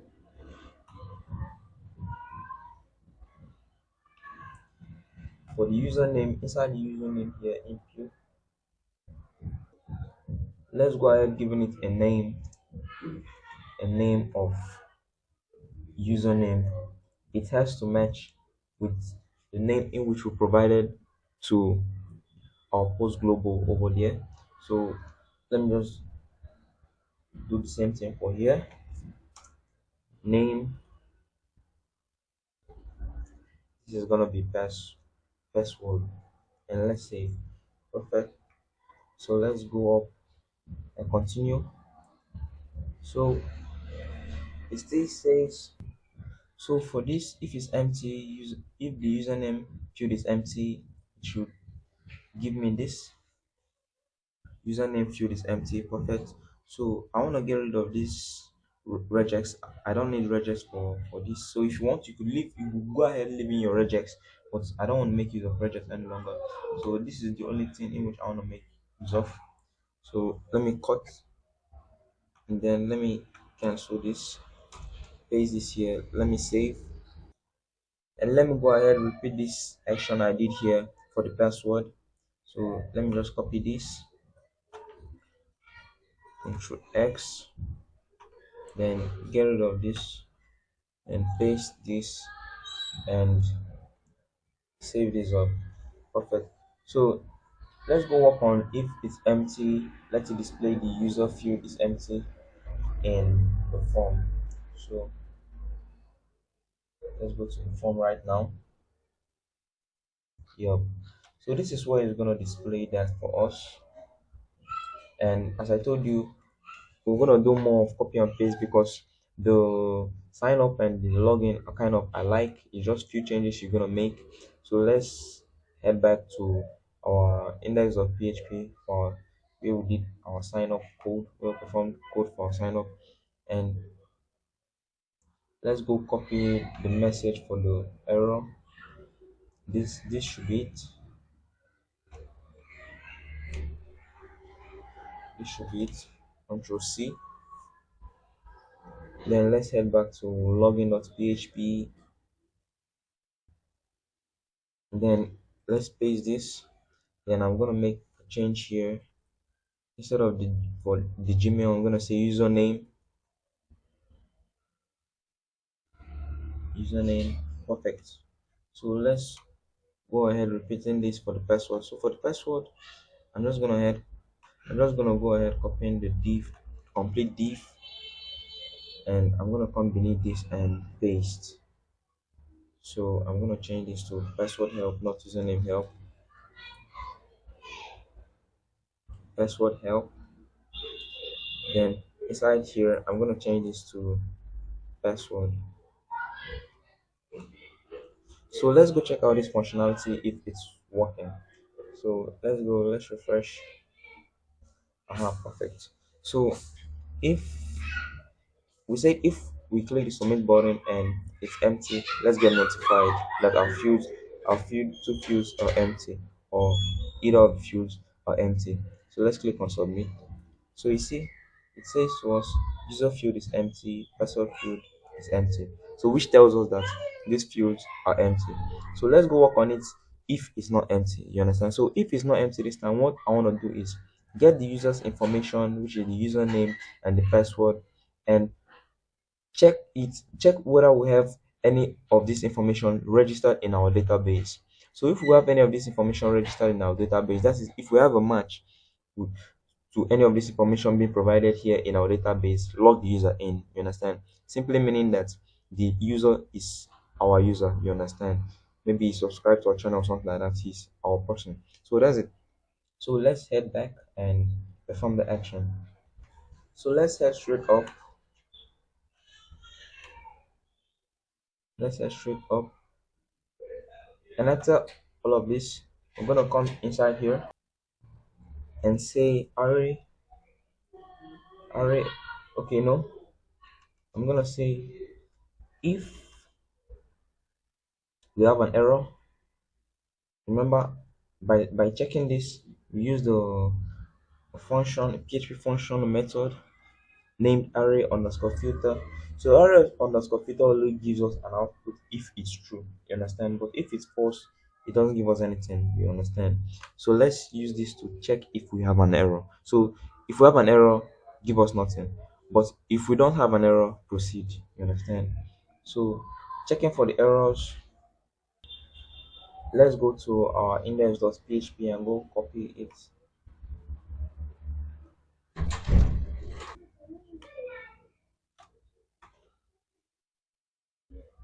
So I'm searching for it.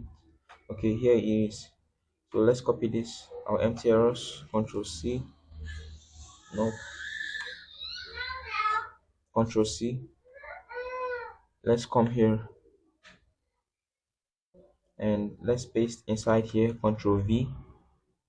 So this simply means if we have an error, because we stored our errors inside the empty errors, and here it is, inside the empty errors array.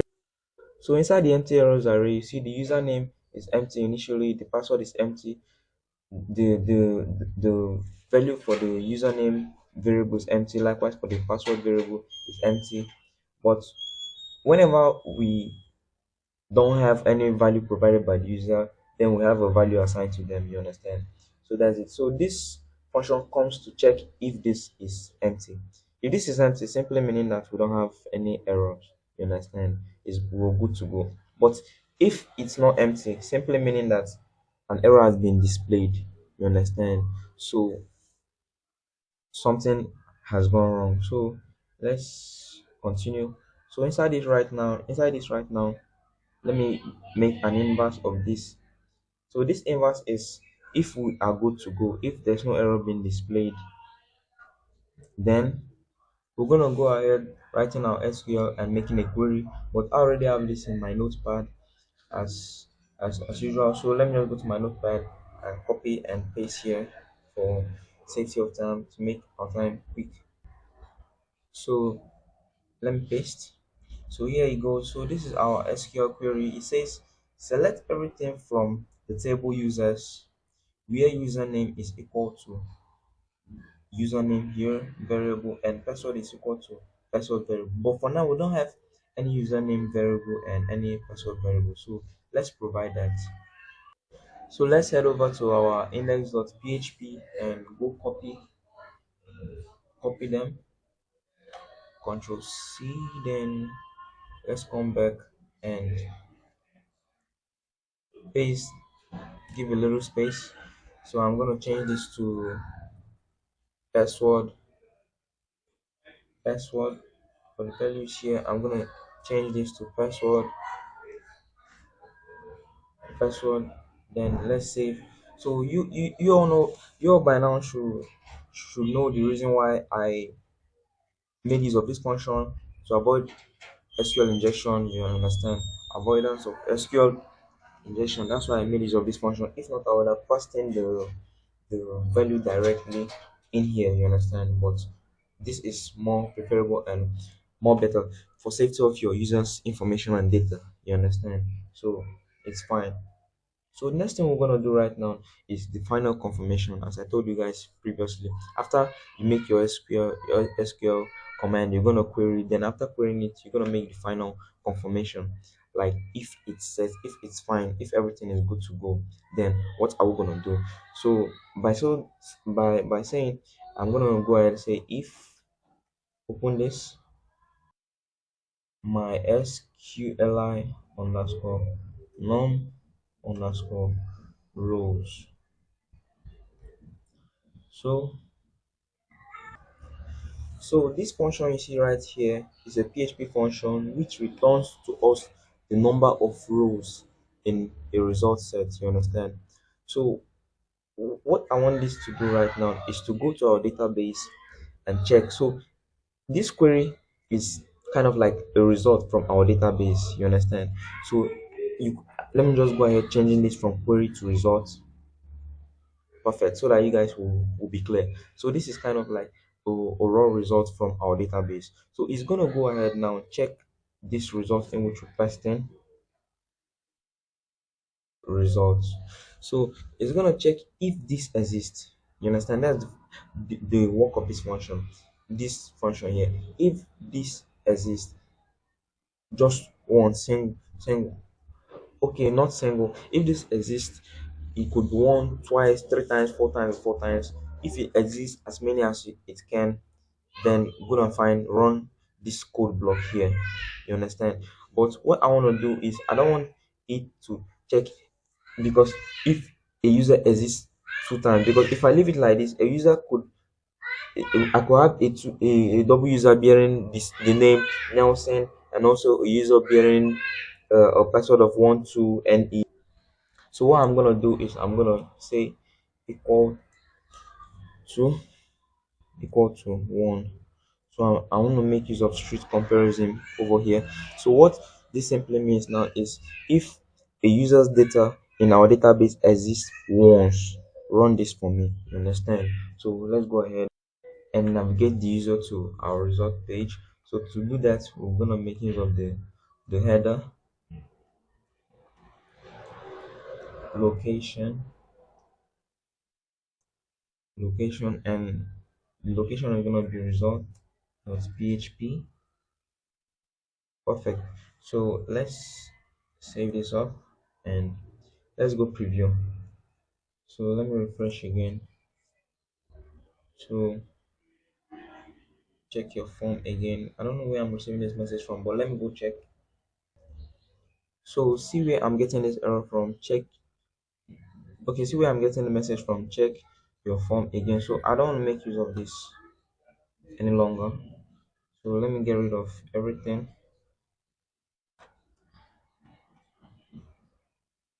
Let me check. Yep, let me save and let's go check this again. It's fine right now, you see. It's cool, it's okay.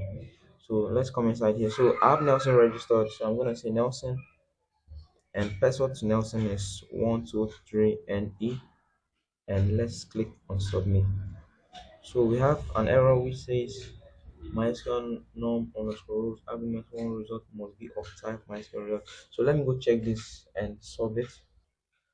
Okay, the problem here right now is that it this function does not understand this as an argument. You understand? So making this function understand this as an argument, cut this off, then put this inside parentheses.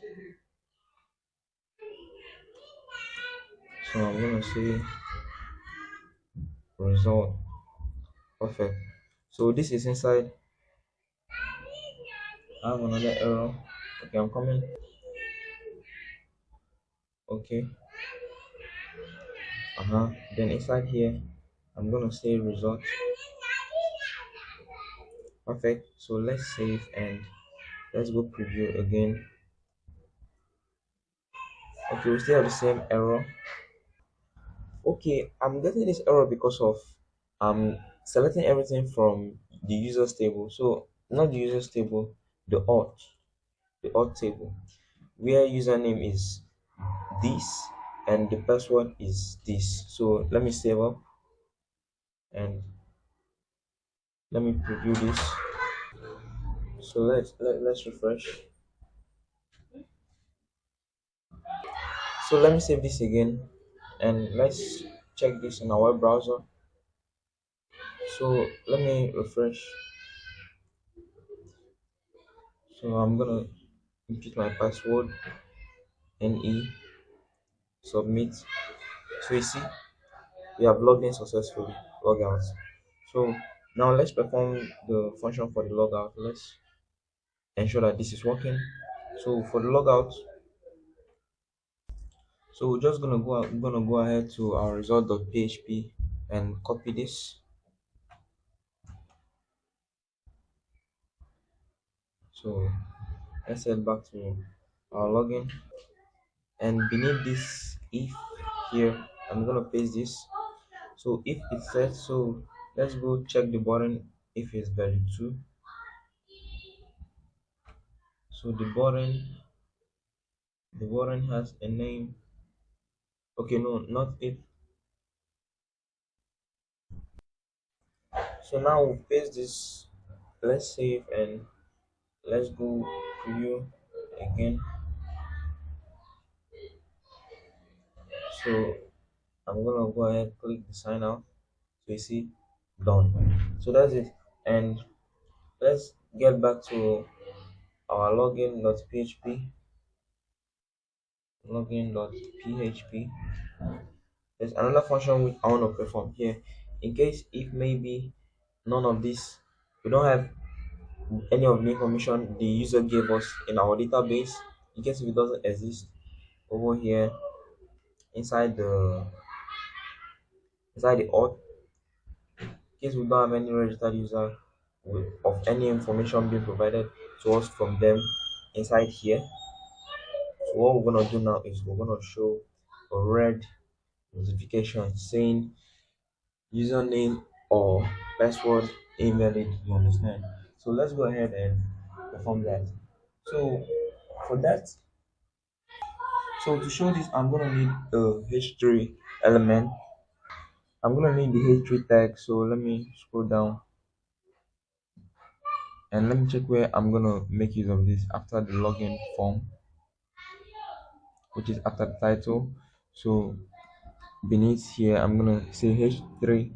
Then inside this, I'm gonna need to pop out the error message. So I'm gonna have my PHP inside this.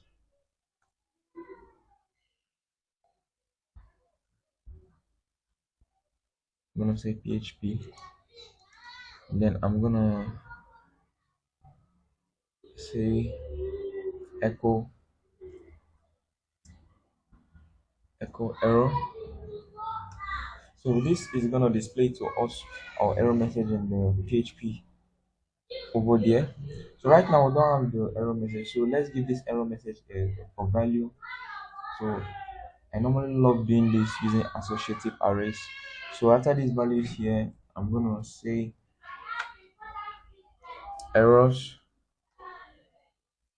errors call to. Okay, instead of making use of an array, let me just make this uh string simple.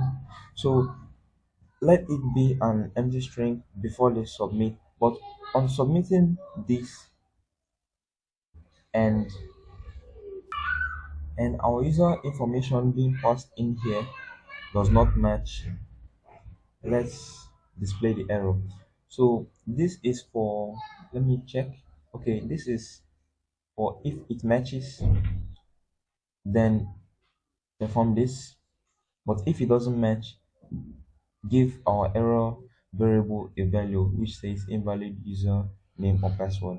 And also let me go ahead and style this, giving it a background color of red. So inside here I'm gonna say background. Okay, I'm gonna first of all say style.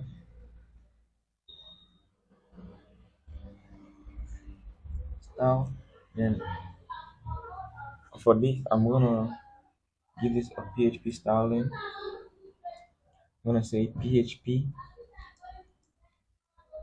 echo echo, let me say dollar color. Yep. So let me give this a value.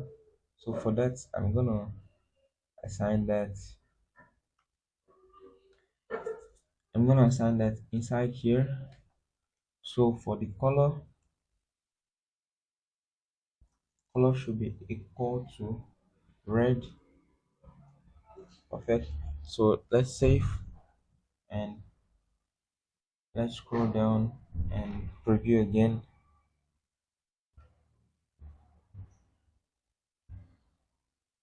Okay, I think this should be okay. Let's save again, and now let's go check this out. So let's refresh first of all. So we have an error, undefined variable error. So let me fix this. Let me fix this. So to fix this in our VS Code, let's scroll up. Okay, this is not meant to be error. It's meant to be error.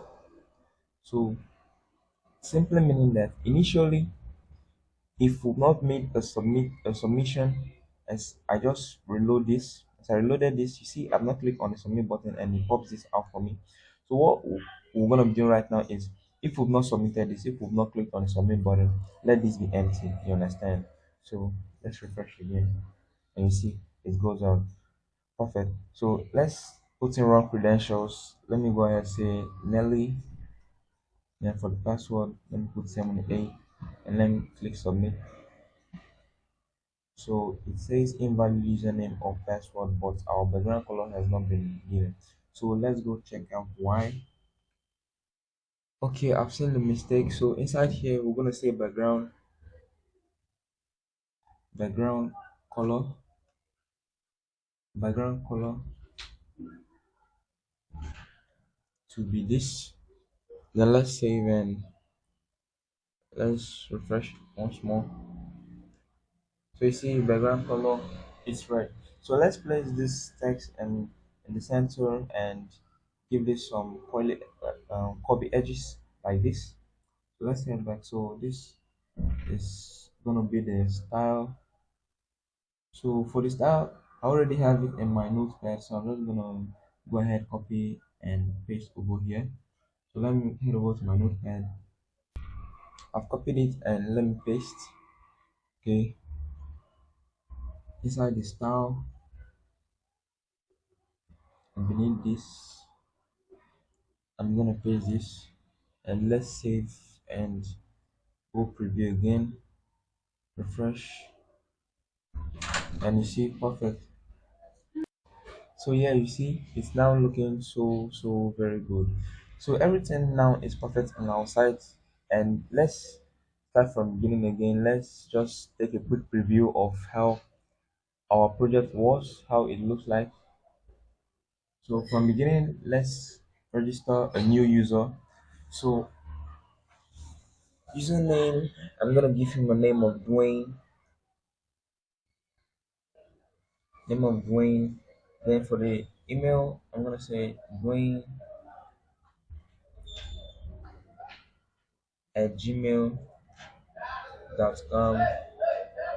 Then for the password, I'm gonna say 12D then Dwayne here mail nice, then click on submit. So you see you have signed up successfully. So let's go log in right now. So for the login, we'll come here and change this to login.php, then hit enter. And if you hit enter, let's log in Dwayne. Then for the password, remember one two, or let's give input wrong credentials, like I inputted wrong password right here. So you see this isn't Dwayne's password, so click on submit. So you see the notification invalid username or password. So let's check. Our username is fine, Dwayne, we all know. Then for the password, we're gonna say 12DW, the right password. So hit on submit. So you see it has logged Dwayne in. You have signed up successfully. So let's sign Dwayne out. Click here, you see done. So perfect.